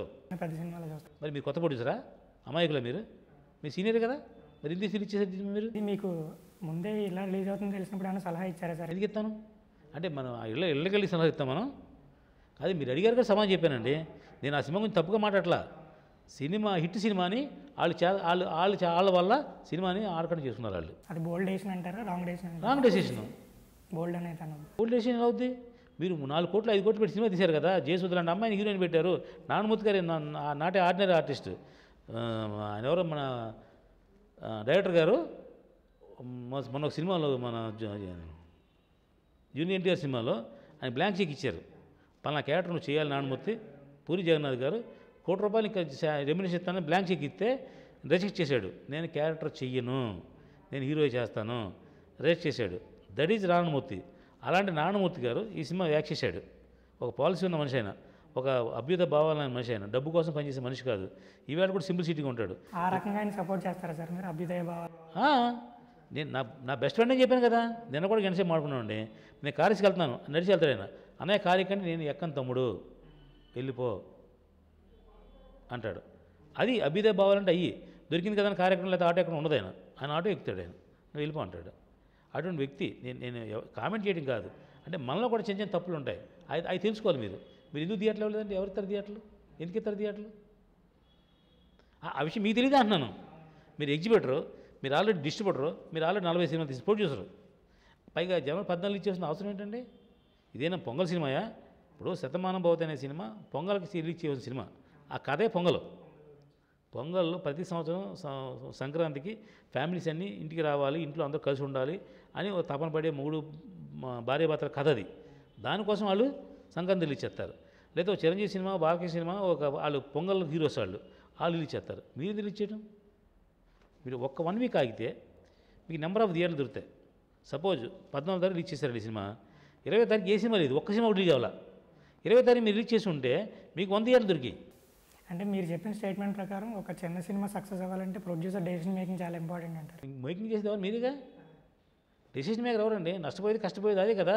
అతని నిర్ణయం తీసుకుంటాడు కదా. ఇప్పుడు మేము తీసుకున్న నిర్ణయాలు కూడా కొంచెం తప్పులు ఉంటాయి, పొరపాట్లు జరుగుతాయి. యాక్చువల్లీ జనవరి 20వ తారీఖున ఏ సినిమా రిలీజ్ లేదు, ఏ సినిమా రిలీజ్ అవ్వదు. ఆ విషయం నాకు నెల ముందు తెలుసు. నేను నా సినిమా బొంబాయి మిఠాయి అనే సినిమా 20వ తారీఖు రిలీజ్ చేద్దామని నేను 13వ తారీఖున డేట్ వేసాను, అనౌన్స్ చేశాను. 20వ తారీఖు డేట్ రిలీజ్ చేద్దాం ప్లాన్ చేశాను. వేస్తే నేను ఎంత తెలివితేటలు ఉన్నాయని అనుకుని నేను కూడా మిస్ఫైర్ అయ్యాను. ఎలా మిస్ఫైర్ అయ్యానంటే 20వ తారీఖుకి రిలీజ్ అయిన 3 సినిమాలు సూపర్ హిట్ అయినాయి. ఎవడో సినిమా తీయలేదు. నేనేమనుకున్నాను, హైదరాబాద్లో 20 థియేటర్లు ఉన్నాయి, 16 థియేటర్లో నేను ఒకటి ఆడితే 4 థియేటర్లో సినిమా ఆడుతుందండి. ఈ 16 థియేటర్లోనూ 2-3 థియేటర్లు తీసేస్తారు సెకండ్ వీక్కి అనుకున్నాం. అనుకున్న ప్రకారం 2 థియేటర్లు తీసేశారు. తీసి వాళ్ళు ఏం చేస్తున్నారు, ఒక దంగల్ కానీ లేదా సప్తగిరి ఎక్స్ప్రెస్ కానీ వేసుకున్నారు. ఎందుకు వేసుకున్నారంటే వాళ్ళు Saptagiri express already hit cinema, కలెక్షన్లో ఉండగానే సినిమా తీసేశారు పొంగల్ కోసం. ప్లస్ దాని క్యూబ్ ఛార్జీ 3000 రూపాయలు. నాది డబ్బింగ్ సినిమా, నాది 10,200 రూపాయలు కట్టాలి క్యూబ్ ఛార్జీ. ఒకటి నా చిన్న సినిమా, ఆల్రెడీ ప్రూవ్డ్ సినిమా. ఇది అది ఇట్ వద్దో ఫ్లాప్ అవుతుందో తెలియదు. ఇంకా ఇట్ అవ్వచ్చు, నేను అనుకుంటున్నా, ఫ్లాప్ అవ్వచ్చు వాళ్ళు అనుకుంటారు. ప్లస్ దీనికి 10,000 కట్టాలి వారానికి, వాళ్ళు 3,000 రూపాయలు కడతారు. ఇది సప్తగిరి ఎక్స్ప్రెస్ ఆల్రెడీ ప్రూవ్డ్. ఆ సినిమా వేస్తే ఓపెనింగ్ డెఫినెట్గా 20,000 ఉంటుంది అని ఒక 100% అది స్కెచ్ గీసినట్టు ఉంది. నేను ఆ సినిమా ఓపెనింగ్ 20,000 ఉండొచ్చు, 2,000 ఉండొచ్చు. అది ఇంకా బ్లైండ్ కాబట్టి డెఫినెట్గా అవుతున్నాడు. ఆ సినిమాకి ముగ్గు చూపించాడు, ఆ సినిమా వేసాడు. నేను సల్యూట్ చేసి డేట్ పోస్ట్పోన్ చేసుకున్నాను. సార్ మీరు అన్నట్టు వీళ్ళు ప్లాన్ చేసుకుని పెద్ద సినిమాలు లేనప్పుడే చిన్న సినిమా రిలీజ్ చేయాలని చిన్న సినిమా ప్రొడ్యూసర్లు అందరూ అనుకుంటే, ప్రతి పండగకి పెద్ద సినిమా ఉంటుంది, ప్రతి స్కూల్ సెలవులకు వాటికి సెలవులు హాలిడేస్లో వచ్చేస్తాయి. మామూలుగా హాలిడేస్ లేనప్పుడు పీక్ టైంలోని మీరు రిలీజ్ చేస్తే కలెక్షన్స్ కూడా ప్రాబ్లం ఉంది కదా. మీరు సంవత్సరానికి ఎన్ని వారాలు అండి? 52 వారాలు. 52 పెద్ద సినిమాలు లేవు అసలు. పెద్ద సినిమాలు 52 లేవు. 189 సినిమాలు లాస్ట్ రిలీజ్ అయితే దాంట్లో 10% సినిమాలు ఉన్నాయి, 18 పెద్ద సినిమాలు ఉంటాయి, లేదా 20 సినిమాలు ఉంటాయి పెద్ద సినిమాలు, 25 సినిమాలు ఉంటాయి. అంటే 50 సినిమాలు లేవుగా. మరి 50 వారాల్లో మిగతా వారాలు ఖాళీగా ఉన్నాయి, అప్పుడు వేసుకోవచ్చు మీరు. పెద్ద సినిమాలు చిరంజీవి గారు ఎన్ని సినిమాలు యాక్ట్ చేస్తారు, లేదా రామచంద్ర సినిమా ఎన్ని సినిమాలు సంవత్సరాలు 4 సినిమాలు యాక్ట్ చేస్తాడు, లేదా 3 చేస్తాడు, 6 చేయడుగా, 2 చేస్తారు అయితే మ్యాక్సిమం. ఇప్పుడు మన పవన్ కళ్యాణ్ అయితే 2 చేస్తాడు. అలాగే టాప్ 10 డైరెక్టర్లు 10 మంది ఉన్నారు హీరోలు అండి. 10 మంది 2 చేసినా 20 సినిమాలు ఉంటాయి. ఆ 20 సినిమాలు రిలీజ్ చేసేదానికి 20 వారాలు సరిపోతాయి. ఇంకా 32 వారాలు గ్యాప్లు ఉన్నాయి. ఆ 32 వారాలు మన సినిమా చేసుకుందాం. అంటే మీరు చెప్పిన దాని ప్రకారం వీళ్ళందరూ అనుకున్నట్టు చిన్న సినిమా వైఫల్యం అనేది ప్రణాళిక లోపం తప్ప ఎవరో చేసి తొక్కేసేది కాదంటారా? చిన్న ప్రణాళిక లోపం. మీరు సినిమా ఇప్పుడు దమ్మున్న సినిమా అయితే చిన్న సినిమా కూడా ఆడుతుంది. దానికి ఉదాహరణ మీకు శేఖర్ కమల్ గారు సినిమా తీశారు. ఏంటంటే సినిమా పేరు ఆనంద్. అప్పట్లో ఆనంద్ సినిమా రోజున ఏ సినిమా రిలీజ్ తెలుసు మీకు? శంకర్ దాదా ఎంబీబీఎస్ అనే సినిమా రిలీజ్ అయింది. శంకర్ దాదా ఎంబీబీఎస్ సినిమా హైదరాబాద్లో 20 థియేటర్లు 15 థియేటర్లు రిలీజ్ అయింది. ఇతను ఒకే ఒక్క థియేటర్లో ఎక్కడో మూల వేసాడు సినిమా. ఒకే ఒక థియేటర్లు వేశారు. ఏంటి ఒక థియేటర్ రిలీజ్ చేస్తున్నాడు, శంకర్ దాదా రిలీజ్ చేస్తున్నాడు అమ్మాయి కూడా అనుకున్నాం ఆ రోజుల్లో మేము. మరి సినిమా ఇట్టోలేదా? ఎందుకు ఆడింది అది? అంటే మీ విషయంలో సినిమాలో విషయం ఉంటే స్లోగానే పికప్ అవుద్ది ఒక సినిమా. అలాగే పెళ్లి చూపుల సినిమా కూడా నెంబర్ ఆఫ్ థియేటర్లు రిలీజ్ చేయలేదు వాళ్ళు, 10-12 థియేటర్లు రిలీజ్ చేశారు, హిట్ అయింది, పెంచారు. అలాగే భిక్షగాడి సినిమాకి మెయిన్ థియేటర్ లేదు అసలు, సైడ్ థియేటర్లు వేశారు, సినిమా హిట్ అయింది, పెంచారు, థియేటర్లన్నీ మార్చారు, పెరిగినాయి. అలాగా హిట్ అయిన సినిమాకి ఎప్పుడు వస్తాయి. ఇప్పుడు మనం శుక్రవారం రిలీజ్ చేస్తామండి. పూర్వం మీరు ఇంకా అప్పుడు కళ్ళు తెరవలేదు, పూర్వం సినిమాలు స్టాటిస్టిక్స్ వేరే ఉండేది, ఇప్పుడు స్టాటిస్టిక్స్ వేరే ఉన్నాయండి. ఇప్పుడు ఏంటంటే శుక్రవారం రిలీజ్ చేస్తే బాగోపోతే శుక్రవారం తీసేస్తున్నారు, సినిమాని వేరే సినిమా మార్చుకుంటున్నారు. బాగుంటే శుక్రవారం మనం 50 థియేటర్లు ఇచ్చేస్తే బాగుంటే శనివారం ఇంకో 50 థియేటర్లు ఇస్తున్నారు మనకి. ఇప్పుడు మనం థియేటర్లు దొరకట్లేదు వాళ్ళ మీద గొడవ పెడతాం. అది నేను 100% నేను వ్యతిరేకిస్తున్నాను. ఆ నలుగురు చేతిలో థియేటర్లు ఉన్నాయి, వాళ్ళే థియేటర్లు క్యాప్చర్ చేస్తున్నారు, చిన్న సినిమా బతకట్లేదు, దానికి ఎగనెస్ట్ నేను ఒప్పుకోను దానికి. ఎందుకంటే నేను ఈ మధ్యకాలంలో 2016లో 6 సినిమాలు ఇచ్చేసాను. 6 సినిమాలకి నాకు హైదరాబాద్లో 75 థియేటర్లు ఇచ్చారు. నాకు ఎందుకు ఇచ్చేది తెలిసిన, నాకు థియేటర్ అంత అవసరమో థియేటర్కి నా సినిమా కూడా అంత అవసరం. అది గుర్తుంచుకోండి. 3 పెళ్ళం అవసరం, పెళ్ళం 3 అవసరం లాగా మేము ఇద్దరు 3 పెళ్ళం సంబంధం కదా. ఎగ్జిబిటర్కి సినిమా కావాలి, నాకు ఎగ్జిబిటర్ కావాలి, సినిమా కావాలి, థియేటర్ కావాలి. నాకు డెఫినెట్గా మీలో విషయం ఉన్న టైం ఉంటే వాళ్ళు ఇస్తారు మన థియేటర్ని. సరే, ఇప్పుడు ఇండస్ట్రీలో ఇంకోటి ఉంది, అంటే జనాల్లో ఉండే టాక్ ఏది, చిన్న సినిమా ఎవరైనా తీస్తే దాన్ని డిస్ట్రిబ్యూషన్కి ఇవ్వడానికి మనం ఇందాక అనుకున్న పెద్ద మనుషులు ఎవరైతే ఉన్నారో వాళ్ళకి ఒకసారి చూపించాల్సి ఉంటుంది. చూపించిన తర్వాత వాళ్ళకి నచ్చితే కనుక అది ఖచ్చితంగా వాళ్ళు గ్రాప్ చేసుకుంటారు, లేకపోతే ఇంకా థియేటర్ దొరకదు అన్న టాక్ ఉంది. అంటే నేను తీసేసుకుంటాను సినిమా అన్నట్టుగా ఉంటుంది అన్నట్టు. అవన్నీ అబద్ధాలండి. అంత చిన్నపిల్లలు చంటిపిల్లలు ఎవరు లేరు ఇప్పుడు ఇండస్ట్రీలో. ఎవడో సినిమా ఎవడో ప్రొడక్ట్ వాళ్ళు చూసుకుంటారు సార్. సినిమాని మీరు ఏమీ లేకుండా జీరో పెట్టి సినిమా జీరో మార్కులతో సినిమా తీసి ఆయనకి అంటకడదాం ఈయనకి అంటకడదామంటే ఎలా కుదురుద్ది? ఎవరు? రెండోది ఏంటంటే వాళ్ళు చిన్న సినిమా కొంటాకి చిన్న సినిమా రిలీజ్ చేయడానికి ఎవడు ముందుకు రాడు. ఇది చెప్పాను మీకు ఎందాకనే. ఇప్పుడు సెకండ్ రన్ సినిమా వేస్తారు తప్ప, లేదా హిందీ సినిమా వేసుకుంటారు తప్ప హైదరాబాద్ సిటీలో చిన్న సినిమా వేయటం వల్ల ఏం బతకదు, చిన్న సినిమాకి జనం రారు. అయితే చిన్న సినిమా నేను సపోర్ట్ చేస్తున్నా. నేనేమంటున్నా అంటే ప్రతి చిన్న సినిమాకి 5 థియేటర్లు ఇవ్వండి. 5 థియేటర్లు అంటే 5 షోలు ఇవ్వండి చాలు. 5 షోలు మాత్రమే. ప్రతిరోజు వారానికి 4 షోలు ఉంటాయి కదా, ఒక్క షో ఇవ్వండి. సపోజ్ మార్నింగ్ షో 11:30 షో ఇచ్చారు మాకు, లక్ష్మీ కళా థియేటర్లో ఒక షో ఇచ్చారు. ఇప్పుడు ఈ సినిమా తీసి మీరు కొత్త ప్రొడ్యూసర్, మీరు అతను కొత్త డైరెక్టర్, మీరు అందరూ 1000 ఆశలతో 1000 కోట్ల ఆశలతో ఉంటారు. ఏమని నేను సినిమా తీసాను, అద్భుతంగా తీశాను అని మీ ఫ్యామిలీనో ఇంకొన్ని తీసి చూపించడం కోసం రెడీగా ఉంటారు మీరు. అంటే మీరు తీసిన సినిమా ప్రేక్షకుడికి చూపించడానికి ఒక్క షో వేస్తే నిజంగా ఆ షోకి మీరు అందరూ వెళ్తారు.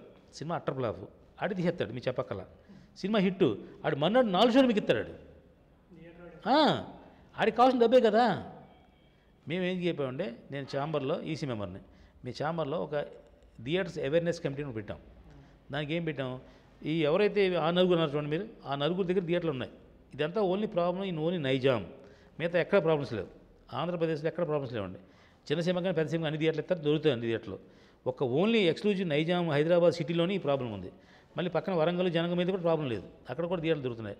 ఈ నైజాంలో ప్రాబ్లం ఏంటంటే, నోటి చెప్పాం 5 స్టేషన్లలో 5 సింగిల్ షోలు మాకు ఇవ్వండి, ప్రతి సినిమాకి ఇవ్వండి, మనిషి వేయండి, బాగాలేదు తీసేయండి, బాగుంది కంటిన్యూ చేయండి, బాగుంది ఇంకా పెంచండి థియేటర్లు అని చెప్పాం. ఆ ఛాంబర్ వాళ్ళ పర్మిషన్ తీసుకుని ఛాంబర్లో కమిటీ పెడితే ఈ నలుగురు ఏ నలుగురితో అన్నామో ఆ నలుగురు దాంట్లో మెంబర్స్ అండి. ఆ కమిటీలో దాన్ని నేను మెంబర్ని, చిన్న నిర్మాణ తరపున నేను మెంబర్ని. దాంట్లో మేము అలా బోల్డ్ మంది థియేటర్లు ఇప్పించాం. ఆడలేదు తీశారు. నిజంగా ఏషియన్ ఫిల్మ్స్ వాళ్ళ దగ్గర బోల్డ్ థియేటర్లు ఉన్నాయండి. చెప్పాం ఏమంటే ఇతని సినిమాకు థియేటర్ ఇవ్వండి సార్, ఇచ్చాడు. మన చిన్న సినిమా తీయటం, మన చెత్త సినిమా తీయడం వల్ల ఆడికి కూడా నష్టం వచ్చింది. ఎలా అంటే లక్ష్మీ కళ అనే థియేటర్ రోజుకి మినిమం వాళ్ళకు 8,000-10,000 ఖర్చు అవుద్ది. ఏది ఏసీలు కార్బన్లు ఖర్చులు ఉంటాయి కదా, లైట్లు ఉంటాయి కదండి, దానికి ఖర్చు అవుద్ది. మీ సినిమా అయితే 1000 రూపాయలు ఉంది, ఏం చేస్తారు అతను? అంటే 2 లక్షలు పెట్టి థియేటర్ కోట్లు పెట్టి థియేటర్ కట్టుకుని మీకు 1000 రూపాయలకి మీ థియేటర్ ఇస్తే ఆడాలి అతను? అంటే నేను అతను సపోర్ట్ చేయట్లా. అయితే ముందు మానవత్వం కోసం అందరూ బతకాలి, ఇండస్ట్రీ అందరూ బాగుండాలి కోసం ఒక షో ఇవ్వండి సార్ అన్నాం, ఇచ్చాడు. 1000 రూపాయలు ఉంది తీసాడు. మనతో చెప్పడా తీసేస్తారు ఆటోమేటిక్గా. 10,000 ఉంది, 2 రోజులు కూడా షో ఆడతాడు. అలాగా ఈ మధ్యకాలంలో చాలా థియేటర్లు చాలా సినిమాలు ఇప్పించాం, వాళ్ళు ఇచ్చారు. అందువల్ల ఎదటివాడుని మనం కామెంట్ చేసే ముందు వాళ్ళు చేసిన మంచి పనులు కూడా మనం గుర్తుంచుకోవాలి. ఈ సభాముఖం ఎందుకు చెప్తున్నాను, నేను రిలీజ్ చేసిన 6 సినిమాలు కూడా నాకు 40 థియేటర్లు 30 థియేటర్లు ఇచ్చారు.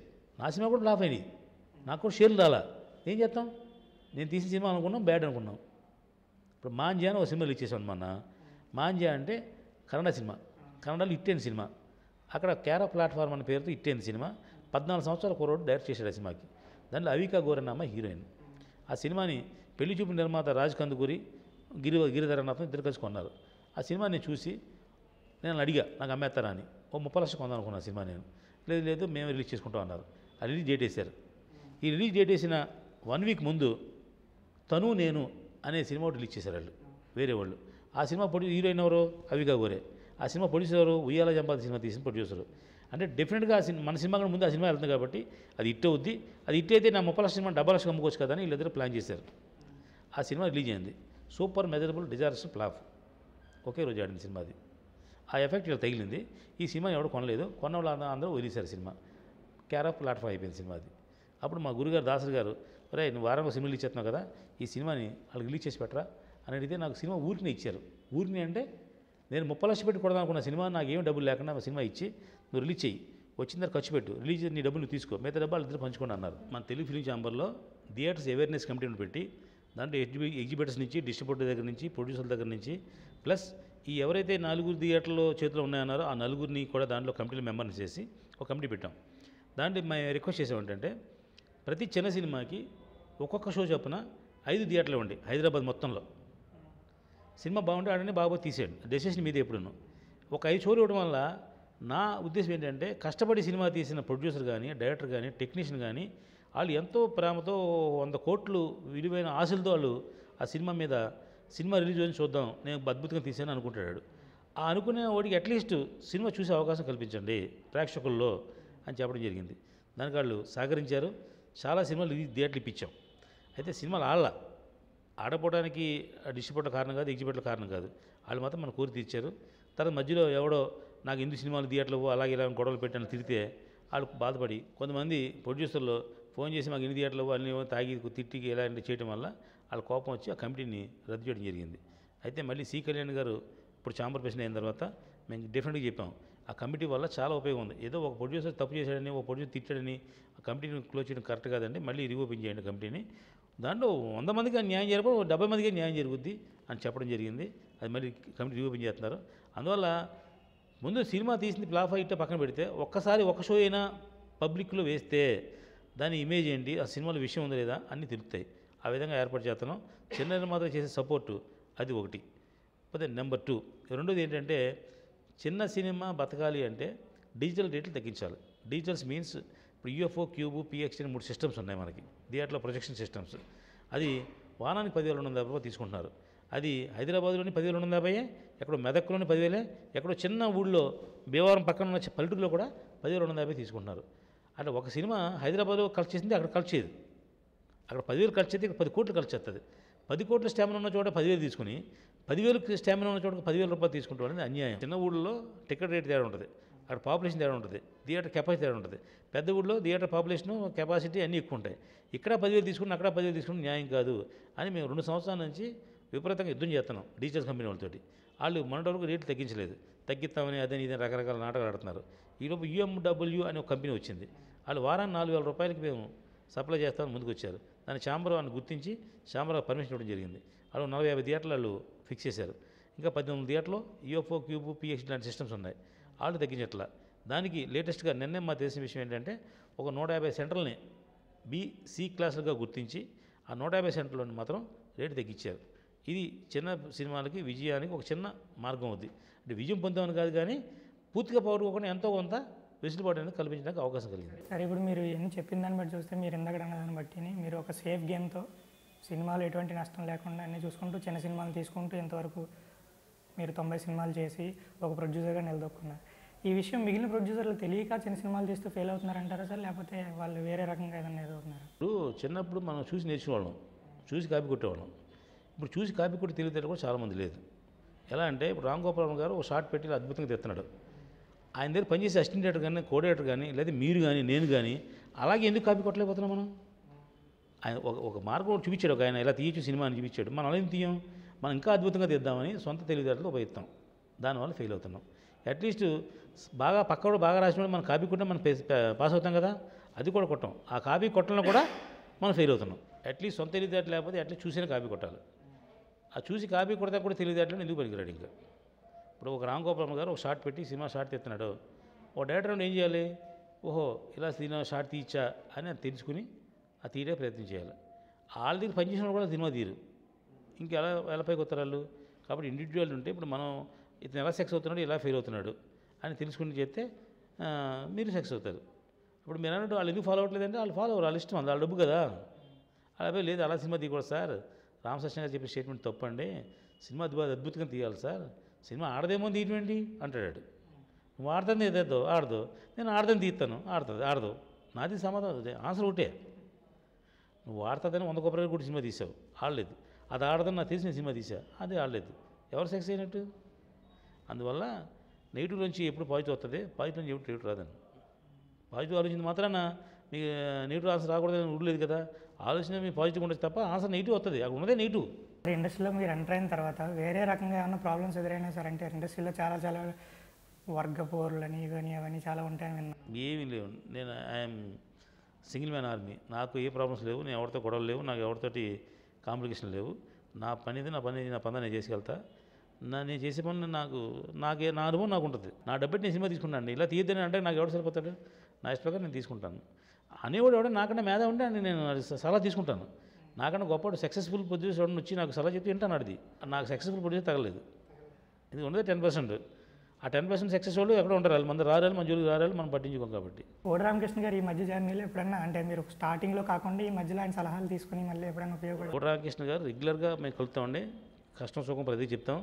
ఏ సినిమా తీసినా ఆయన ఒక ట్రైలర్ లాంచింగ్, ఒక ఆడియో ఫంక్షన్ ఏదో ఆయనతో చేయించుకుంటాం. ఎందుకంటే నాకు ఇంట్లో మనిషి ఆయన. ప్రతి ఫంక్షన్కి, మా ఇంట్లో జరిగిన ప్రతి ఫంక్షన్కి ఆయన గెస్ట్కి వచ్చారు. మా అబ్బాయి పెళ్లి కానీ, మా అమ్మాయి పెళ్లి కానీ, ఇంకోటి కానీ. అందువల్ల ఆయనకి మాకున్న అనుబంధం ఎప్పుడు విడదీయరాంది, లేనిది. కాబట్టి ఎప్పుడు ఆయన టచ్లో ఉంటాను. చిన్న సినిమాల్లో ఇంకోటి ఉంది సార్, అది మీకు మీ వరకు తెలుసో తెలియదో కానీ, మామూలుగా ఇండస్ట్రీలో మీరు ఫస్ట్లో ఒక ఎగ్జాంపుల్ చెప్పారు, ఒక ఆయన బోర్డు పెట్టి మీ చేత ఫైనాన్స్ చేయించి తర్వాత 2 రోజులు షూటింగ్ చేసి ఆపేసాడు. అలా ఇప్పుడు కూడా నడుస్తున్నట్టే ఉంది. సో ఆర్టిస్టుల దగ్గర కానీ వీళ్ళ దగ్గర కానీ సినిమా అని చెప్పి అమౌంట్ తీసుకుని చిన్న సినిమాలు అంటే మీరు దాన్ని ఎంతవరకు అసలు జరుగుతుందంటారు, జరగదంటున్నారు? అలాగే ఇప్పుడు 80% జరుగుతున్నాయి. దాన్ని ఆపే మార్గం ఏంటి? ఎందుకు చెప్తాం, అది పర్సనల్ విషయం. అది ఇప్పుడు మీకు ఎగ్జాంపుల్ చెప్తాను. మీకు నేను సినిమా ఇండస్ట్రీ బస్టు పడిపోవడం కారణం ఏంటంటే అవగాహన లేని వాళ్ళు సినిమాలు తీయటం ఫస్ట్ పాయింట్. మొన్న ఈ మధ్య మీ పేపర్లు చూశారు, ఒక గంజాయి అమ్ముతూ దొరికిపోయిన నిర్మాత అని. అతను ముందు పేపర్లు రాశారు, నేను చూడలేదు, తెలియదు ఎవరో. ఏం రాశాడు, 50 లక్షల సినిమా తీద్దామని వచ్చాడు ఇండస్ట్రీకి. ఎవడో మీలాంటి డైరెక్టర్ అతనికి కథ చెప్పి పడగొట్టి తీసుకొచ్చాడు. ఆ సినిమా 50 లక్షలు అవ్వలేదు, సినిమా మధ్యలో ఆగిపోయింది. ఆగిపోతే ఏం చేస్తాడు అతను? ఇంటికి వెళ్ళాడు. ఇంటికి వెళ్తే అవమానం, ఇక్కడ బతకాలని డబ్బు కావాలి, ఏం చేయాలి? తప్పుడు మార్గాన్ని ఎంచుకున్నాడు. ఎవడో సలహా చెప్పాడు, గంజాయి అమ్మితే డబ్బు వస్తాని. గంజాయి అమ్ముతున్నాడు, దొరికిపోయాడు.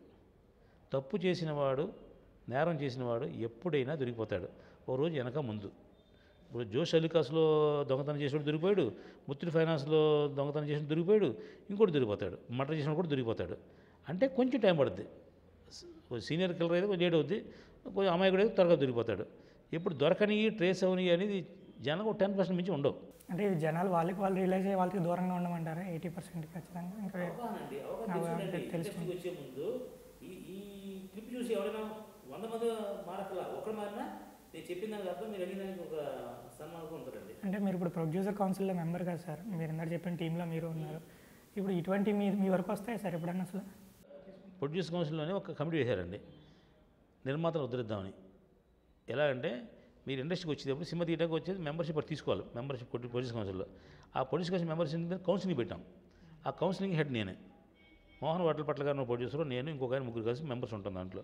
కొత్తగా వచ్చిన నిర్మాత మీరు సపోజ్, బాబు నాకు దీంట్లో మెంబర్షిప్ కావాలి సార్, 2 లక్షల రూపాయలు మీరు డబ్బు కడితే మీకు కౌన్సిలింగ్ తీసుకుంటాం.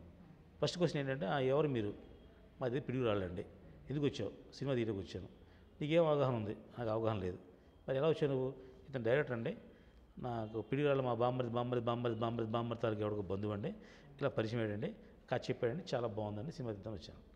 ఓకే, ఏమయ్యా డైరెక్టర్ నువ్వు బడ్జెట్ ఎంత ఇచ్చేవు అతనికి అడిగాం. 50 లక్షలు అన్నాడు. ఎవరు క్యాస్టింగ్ అన్న? కె విశ్వనాథ్ గారు అండి, కీరవాణి అండి, అదండి ఇదండి పేర్లు చెప్పాడు. కె విశ్వనాథ్ గారు ఎంత తీసుకుంటారు డబ్బు, కీరవాణి గారు ఎంత తీసుకుంటున్నారు డబ్బు, నువ్వు షూటింగ్ ఎన్ని రోజులు చేస్తావు, 50 లక్షల సినిమాలు అవుద్ది అని అడిగాం. లేదండి నాకు కె విశ్వనాథ్ గారు నాకు బాగా తెలుసండి అన్నాడు. ఎలా తెలుసు? కె విశ్వనాథ్ గారు సప్తపదిని సినిమా తీశారని గతంలో, ఆ సినిమాకి నేను అసిస్టెంట్ పనిచేశాను అన్నాడు. కె విశ్వనాథ్ గారు సప్తపది సినిమా తీసి 10-30 సంవత్సరాలు వద్దని. అప్పటికి ఈ అబ్బాయి చిన్నపిల్లడు ఉంటాడు. అప్పుడు నీకు పరిచయం ఉంటే ఇప్పుడు సినిమా కె విశ్వనాథ్ గారు చేస్తారా నీకు? చేస్తారు సార్ అన్నాడు. సార్ నువ్వు బయట కూర్చోన్నాం. బయట కూర్చున్న తర్వాత ఈయన చెప్పాం, బాబు మీరు పిడుగుల నుంచి వచ్చారు, మీరు ఎవరో మాకు తెలియదు, మీరు మా ప్రొడ్యూస్ కౌన్సిల్ మెంబర్గా చేస్తున్నారు కాబట్టి మిమ్మల్ని బాగు చేయడం మా వల్ల కాదు ఏమో కానీ చెడిపోకుండా చూడటం కోసం చిన్న ప్రయత్నం చేస్తాను కోసం ఈ కౌన్సిలింగ్ పెట్టాం. ఈ కౌన్సిలింగ్ యొక్క అర్థం అది. మీరు అతనితో సినిమా తీస్తే మీరు 50 లక్షల సినిమా అవ్వదు. ఫస్ట్ పాయింట్ అది దృష్టిలో పెట్టుకుని అతను సినిమా తీస్తారా లేదు మీరు ఆలోచించుకోండి. తీయొద్దు అని మేము తీయమని సలహా చెప్పాం. 50 లక్షల సినిమా అవ్వదు అని చెప్పి అబద్ధాలు. సార్ మొన్న అంటే ఒక 6 నెలల క్రితం పేపర్లో న్యూస్ వచ్చింది, ఒక హీరోని చేస్తానని చెప్పి ఒక ప్రొడ్యూసర్ 25 lakhs తీసుకున్నాడని. అంటే మనం పేర్లు ప్రస్తావించకుండా ఒక పెద్ద ప్రొడ్యూసర్, అంటే ఒక 2-3 సినిమాలు తీసిన ప్రొడ్యూసర్ అలా చేశాడని చెప్పి అది ఫిలిం ఛాంబర్లో కూడా వచ్చిందని విన్నాను నేను. అంటే 6 నెలల క్రితం మీరు అందులో ఉండే ఉంటారు. నేనేమో పేరుతో సహా చెప్తున్నాను, మీరు పేరు ఎందుకు చెప్పరు? పేపర్ పడింది దానికి, పేపర్ పడింది అది పేపర్లో పడింది. అంటే పేపర్లో పడింది, ఒక ప్రొడ్యూసరు పేరు పడింది. మరి ఎందుకు చెప్పరు మీరు? అంటే మీకు భయమా? నేనే పేరు చెప్తాను కదా, ఒక పిడుగురాళ్ళ అబ్బాయి, ఒక సప్తపది సినిమా, ఒక డైరెక్టర్ అని చెప్పాను కదా, నా భయం లేదు, మీ భయం ఏంటి? పోనీ పేరు మర్చిపోయాను అనుకోండి సార్, అలాంటి అసలు మీ వరకు ఇటువంటి ఇన్సిడెంట్ వచ్చిందా సార్? 100 వచ్చినాయి మాకు తెలిసి ఎన్ని 80% ఇలాంటివి జరుగుతున్నప్పుడు అది ఇండస్ట్రీకి బ్యాడ్ నేమ్. అంటే దానికి ఏమైనా యాక్షన్ కనపట్టుకుని ఊరని తిరిగి ఎవడొకటి దొంగలు అరెస్ట్ చేయమంటారు మమ్మల్ని? మీ దగ్గరికి వచ్చిన వాళ్ళని ఏదైనా చేయాలి కదా. ఇప్పుడు నా దగ్గరికి వచ్చారు, మీరు కౌన్సిలింగ్ చేశాను అని చెప్పాను, ఆ తర్వాత సీన్ చెప్పలేదు మీకు. అతను కౌన్సిలింగ్ చెప్పాం, అతను ప్రొడ్యూసర్ పంపించాం, బయటికి వెళ్ళిపోయాడు అతను. ఈలోపు ఇంకోటి వచ్చాడు, ఆయన కౌన్సిలింగ్ చేస్తున్నాం. ఈలోపు బాత్రూమ్కి వెళ్దామని బయటకు వచ్చాను నేను. ఆ డైరెక్టర్ కనబడ్డాడు అక్కడ. నమస్కారం సార్ అన్నాడు. అమ్మా ఏమిటి బాగున్నావు అని అడిగాం. అది ఎవరు నాకు గుర్తులేదు. చెప్తే ఏమన్నా సార్ మీ దగ్గరికి మీ ఆఫీస్కి నేను చాలాసార్లు తిరిగాను సార్, నేను సినిమా తీస్తానని మిమ్మల్ని రిక్వెస్ట్ చేశాను సార్, నేను మీరు చేద్దాం అన్న తప్ప నాకు ఎప్పుడు అవకాశం లేదండి. నేను ఇతని కోసం నేను ఎవరినో ఫ్రెండ్ పట్టుకుని నేను పిడుగురాలు వెళ్ళి అడి బోర్డంత నేను కింద మీద పడి అడి బోర్డంత సఫరీలు చేసి ఆయన పడగొట్టి నేను సినిమా ప్లాన్ చేసుకున్నానండి. ఆ సినిమా ఒప్పుకున్నాడు. నేను మీ మెంబర్షిప్ జాయిన్ చేయడం కొంచెం దీన్ని జాయిన్ చేశాను. ఇప్పుడు మీరు వచ్చాడు 50 లక్షల సినిమా అవుదని చెప్పారంటే అడిగి అన్నది సింపు దీని అంటున్నాడు. నా నోటికాడ కూర్చి ఎడగొట్టారు మీరు, నన్ను ఇంక డైరెక్టర్ అవనివ్వరా మీరు ఏమనుకుంటున్నారని ఆడు నన్ను కొట్టడం తప్ప ఏదైనా చేశాడు.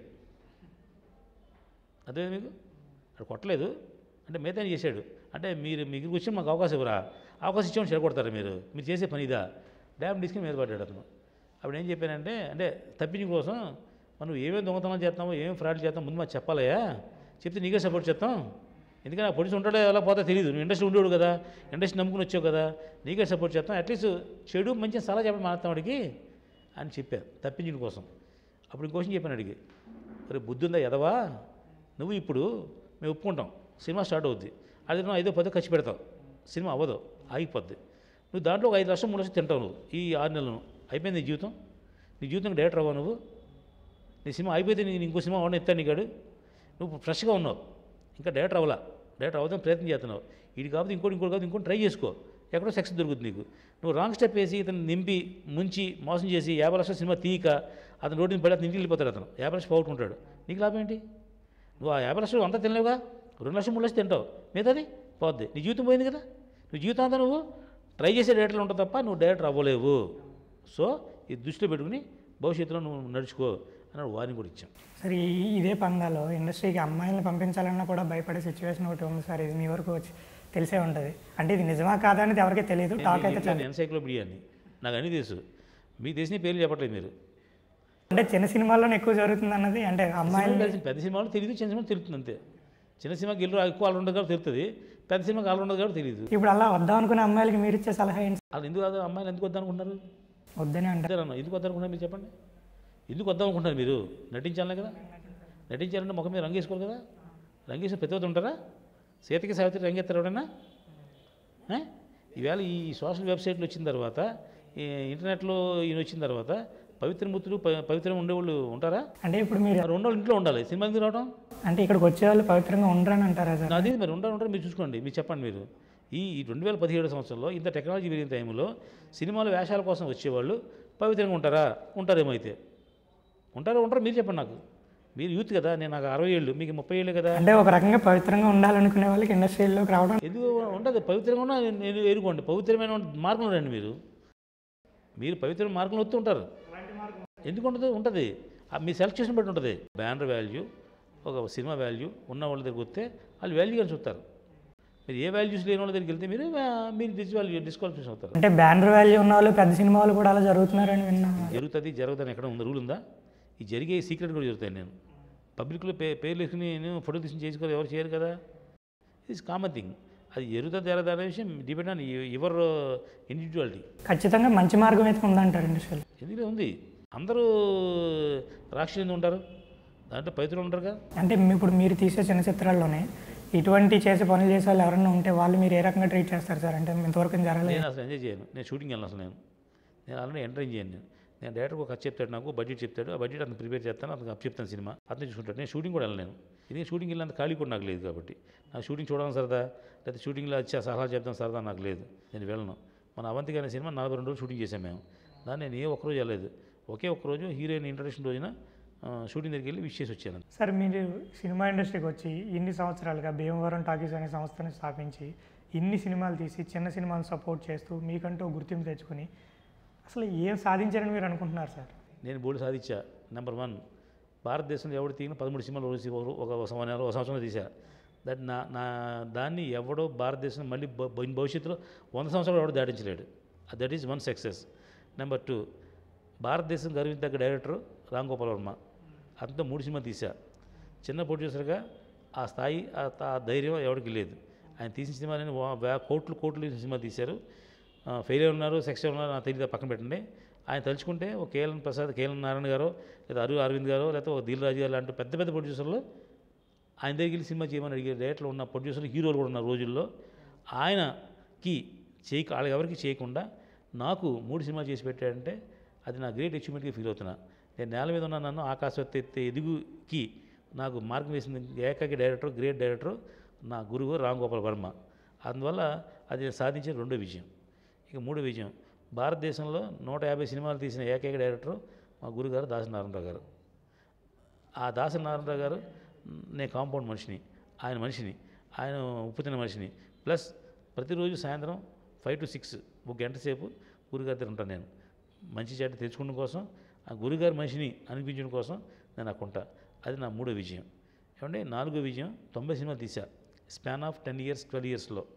ఇంకొక సంవత్సరంలో నేను 100 సినిమా పూర్తి చేస్తా. ద గ్రేట్ లెజెండరీ రామానాయుడు గారు 50 సంవత్సరాలు 150 సినిమాలు తీశారు వివిధ భాషల్లో. నేను ఓన్లీ తెలుగులో ఒక 10 years to 12 years స్పాన్లో 2004 నుంచి 2017 లోపుగా నేను 100 సినిమాలు తీసిన ఏకైక ప్రొడ్యూసర్ని. నా చిన్నప్పుడు ఎప్పుడు మోటార్ నాటి థియేటర్స్ వాళ్ళు 110 సినిమాలు తీశారు వాళ్ళు కూడా. కానీ వాళ్ళు తీయటానికి 40-50 సంవత్సరాలు పట్టింది. అతి తక్కువ టైంలో, అంటే 10-12 సంవత్సరాల కాలంలో ఈ టెక్నాలజీలో నేను 100 సినిమాలు పూర్తి చేసిన ఏకైక ప్రొడ్యూసర్ని అనిపించుకోవడం కోసం నేను Guinness book of world record కూడా అప్లై చేస్తున్నాను. అది ఒక ఇన్సిడెంట్. ఇలా నా జీవితంలో 4 సినిమాలు చేశాను. నేను భీమవరం నుంచి ఏం పీక్ అని అడిగారు కాబట్టి ఈ 4 పీకా. 5వది, ఒక సినిమా ఫ్లాప్ తీసి ఇంటికి వెళ్ళిపోయిన ప్రొడ్యూసర్లు 1000 మంది ఉన్నారు. నేను 90 ఫ్లాపులు తీసి still stand I'm in the industry with money. నేను డబ్బు పోగొట్టుకోలేదు. నేను ప్రతి సినిమాకి 100 రూపాయలు, 1000 రూపాయలు, 1,00,000 రూపాయలు, 10 లక్షలు నేను సంపాదించాను. నేను ఇక్కడ ఉండటానికి ఇన్ని సినిమాలు, ఇన్ని ఫ్లాపులు తీసినా డబ్బు పోగొట్టకుండా ఉంటాకి సంపాదించలేకపోవచ్చు. నాకన్నా మీరు ఎక్కువ సంపాదించవచ్చు. రియల్ ఎస్టేట్లో మీరు ఏదో 10 లక్షల పొలం కొని 1 కోటి రూపాయలు అమ్మి ఉండొచ్చు. మీరు నాకన్నా ఎక్కువ సంపాదించి ఉండొచ్చు. కానీ సినిమా ఫీల్డ్ బాగోదు, సినిమా ఫీల్డ్ చెడ్డది అనుకునే ప్రజలందరూ అనుకునే ఈ సినిమా ఫీల్డ్లో 90 ఫ్లాపులు తీసి still I'm standing on the road. నేను ఇంకా హ్యాపీగా నా కారులో నేను తిరుగుతున్నాను.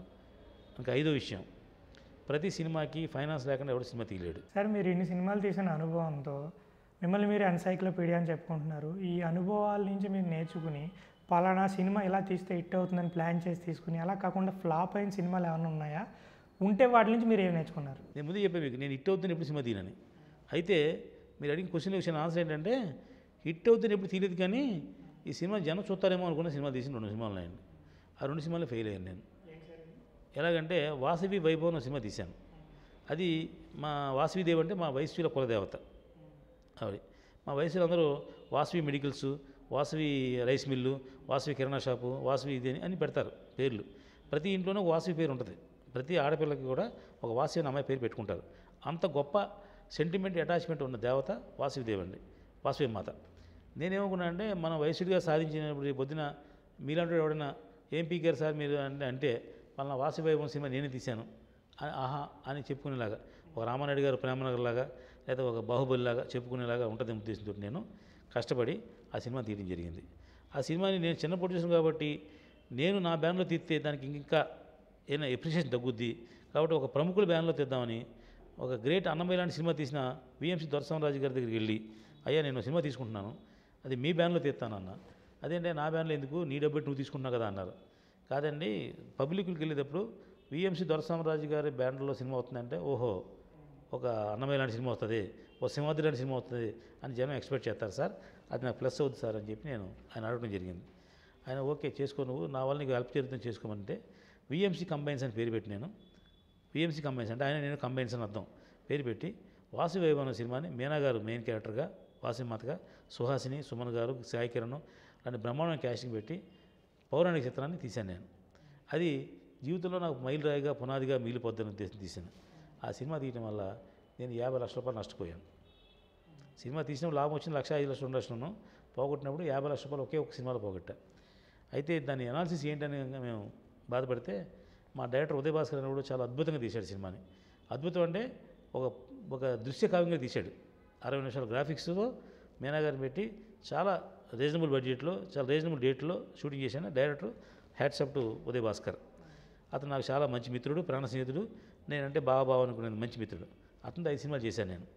అయితే ఈ సినిమా ఫెయిల్ అవడానికి కారణం ఏంటంటే మాకు ప్రతి ఊళ్ళ నుంచి పిలిచి సన్మానం చేస్తున్నారు మా వయసులో అందరూ కలిసి. చంద్రపూడి అనే ఊళ్ళో మాకు సన్మానం చేశారు నాకు మా దర్శకుడికి. వెళ్ళాం అక్కడికి. వెళ్తే మా దర్శకుడు మాట్లాడితే ఏమన్నారంటే ఇక్కడ వాసువైభవం సినిమా నిమిత్తం సన్మానం చేయడానికి మమ్మల్ని పిలిచారు, చాలా సంతోషం ఆనందదాయకం. ఇక్కడ సుమారు 4,000 మంది జనం ఉన్నారు కదా, ఈ 4,000 మంది జనంలో వాసువైభవం సినిమా చూసిన వాళ్ళు చేతి ఎత్తండి అన్నారు. మీరు 4,000 మంది వయసులో ఉండి మమ్మల్ని సన్మానం చేయడానికి ఇక్కడ పిలిచి నలుగురే సినిమా చూస్తారు, ఎందుకు చూడలేకపోయారు మీరు అంటే మీకు థియేటర్లో సినిమా రిలీజ్ అవ్వలేదా, ఇక్కడ అవైలబిలిటీ లేదా, లేదా ఏమిటి ఇబ్బంది అని అడిగారు. అప్పుడు ఒక ఆయన అడిగాం, ఏమంటే మీరు వయసు ప్రముఖులు కదా, నేను ఇంత కష్టపడి సినిమా తీశాను, బోల్డ్ అంత పబ్లిసిటీ చేశా, వయస్సులు అందరినీ పిలిపించాను హైదరాబాద్ వయసు మహిళల్ని, ప్రతి ఊరి నుంచి ఒక మహిళ అలా ఒక 200 మంది మహిళల్ని తీసుకొచ్చి ఓ 2 సాంగ్లు చేయించాం వాళ్ళతోటి, భక్తి పారవశ్యం సాంగ్లు చేయించాం. ఎందుకంటే ఈ మహిళ యాక్ట్ చేస్తే వాళ్ళ అమ్మాయి కోళ్ళో కూతురు చూస్తారు, ఈవిడ యాక్ట్ చేస్తే వీళ్ళ అమ్మాయి కూతురు కొడుకో చూస్తారు, ఇలాగా అందరూ స్ప్రెడ్ అవుద్ది, పబ్లిసిటీ అది రకంగా ఉంటుంది ఉద్దేశంతో 200 మంది మహిళలను తీసుకొచ్చి హైదరాబాద్ నానక్రామ్ కూడా స్టూడియోలో సెట్ వేసి సాంగ్ చేసామండి. 2 సాంగ్లు చేసాం. చేస్తే అందరూ వచ్చారు, దేవుడు దండాలు పెట్టున్నారు, బోల్డ్ పని చేశారండి. ఎందుకు సినిమా చూడలేదని అడిగా. ఒక ఆయన ఏమన్నాడంటే కాదండి వాసుమాత గురించి మీకు కొత్తగా చెప్పేది ఏమన్నా సినిమాలో, మాకు తెలుసు ఆవిడ గురించి, ఆవిడ ఎలా పుట్టింది, ఎలా మరణించింది, ఎలా చేసింది ఏది మాకు తెలుసు, మేము రోజు మా గుడిలో దేవుడు లెగిస్తే వాసుమాత దండం పెట్టి మేము బయటికి వెళ్తాం, మీరు మా కొత్తగా చెప్పేది ఉంది, మేము చూసేది ఉంది, అందుకు చూడలేదు సార్ అన్నాడు. ఓహో అలాగా అన్నాం. ఇంకో నాన్ క్యాస్ట్ అని కాగేసాం. ఏమయ్యా మరి నువ్వేం చూడచ్చు కదంటే, అదేంటంటే ఆ దేవత మీ దేవత కదా, మీరందరూ చూస్తారు, మేమందరూ థియేటర్కి వస్తే మీకు ఖాళీ ఉండదు కదా, ఆ ఉద్దేశం మేము రాలేదు సార్ అన్నాడు. అంటే ఇది ఏమైందంటే ఆఖరికి అడుగాక ఇడుగాక పోయింది సినిమా. మా ఊళ్ళేమో అలా అనుకుని చూడలేదు, మీ ఊళ్ళేమో మాకెందుకులే పాపం వాళ్ళు చూసుకుంటారు కదా వాళ్ళు చూడలేదు, మొత్తం మీద సినిమా ఫ్లాప్ అయింది. ఈ జీవితంలో ఎప్పుడు కూడా వాళ్ళ దేవుళ్ళ మీద వాళ్ళ మీద సినిమాలు తీయొద్దు అని సలహా చెప్పడం కోసం అన్నమాట. నేను ఎంతో కష్టపడి తీసి ఈ సినిమాతో మనం మహారాజు అవ్వకపోయినా కిరీటం పెడతారు నాకు అనుకున్నా. ఓ 100 శాలువలు కప్పారు మాకు సన్మానాలు చేసి, శాలువలే మిగిలిన ఈ సినిమాకి 50 లక్షలు నష్టపోయాను నేను. అంటే కులం కోసం దేవుడి కోసం ఇంత పవిత్రంగా నేను సినిమా తీస్తే నాకు న్యాయం జరగల. ఇంకో సినిమా విజేతాన్ని, అది సాయి మన తారకరత్న హీరో సినిమా తీశా. తారకరత్న గారికి అంటే ఎన్టీ రామారావు మనోడు, ఆయన ఎన్టీ రామారావు మనోడు జూనియర్ ఎన్టీఆర్, ఎన్టీ రామారావు కొడుకు బాలకృష్ణ, అంటే బాలకృష్ణ ఇమేజ్ ఉంది, జూనియర్ ఎన్టీఆర్ ఇమేజ్ ఉంది, అలా తారకరత్న కూడా ఇమేజ్ ఉంది మనోడుగా. కాబట్టి మనం ఎన్నుకున్న పద్ధతిలో ఒక ఇమేజ్లు ఉన్న ఒక హీరోని ఎన్నుకుంటున్నాం కాబట్టి ఇంత సినిమా తీద్దాం అని నేను అతనితో విజేతను సినిమా స్టార్ట్ చేశాం. అది చెత్త కథ కాకుండా హిందీలో సూపర్ హిట్ అయిన ఒక కథనే తీసుకుని ఫ్రీ మేక్ లాగా చేసాం.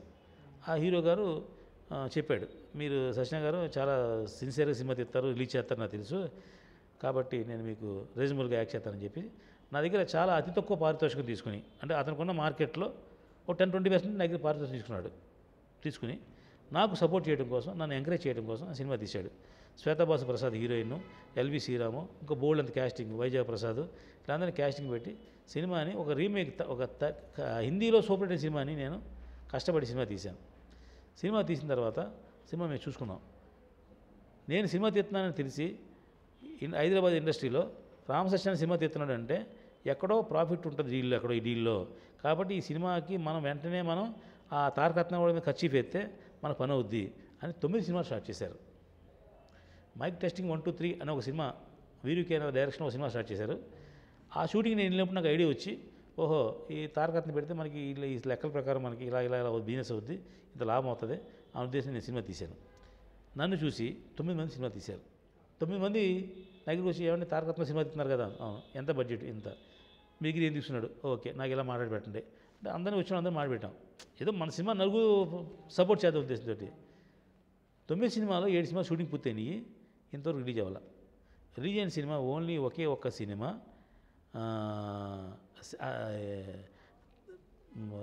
భక్త సిరిగాడు అనే సినిమా రిలీజ్ అయింది. అది డిజాస్టర్ ఫ్లాప్ అయింది.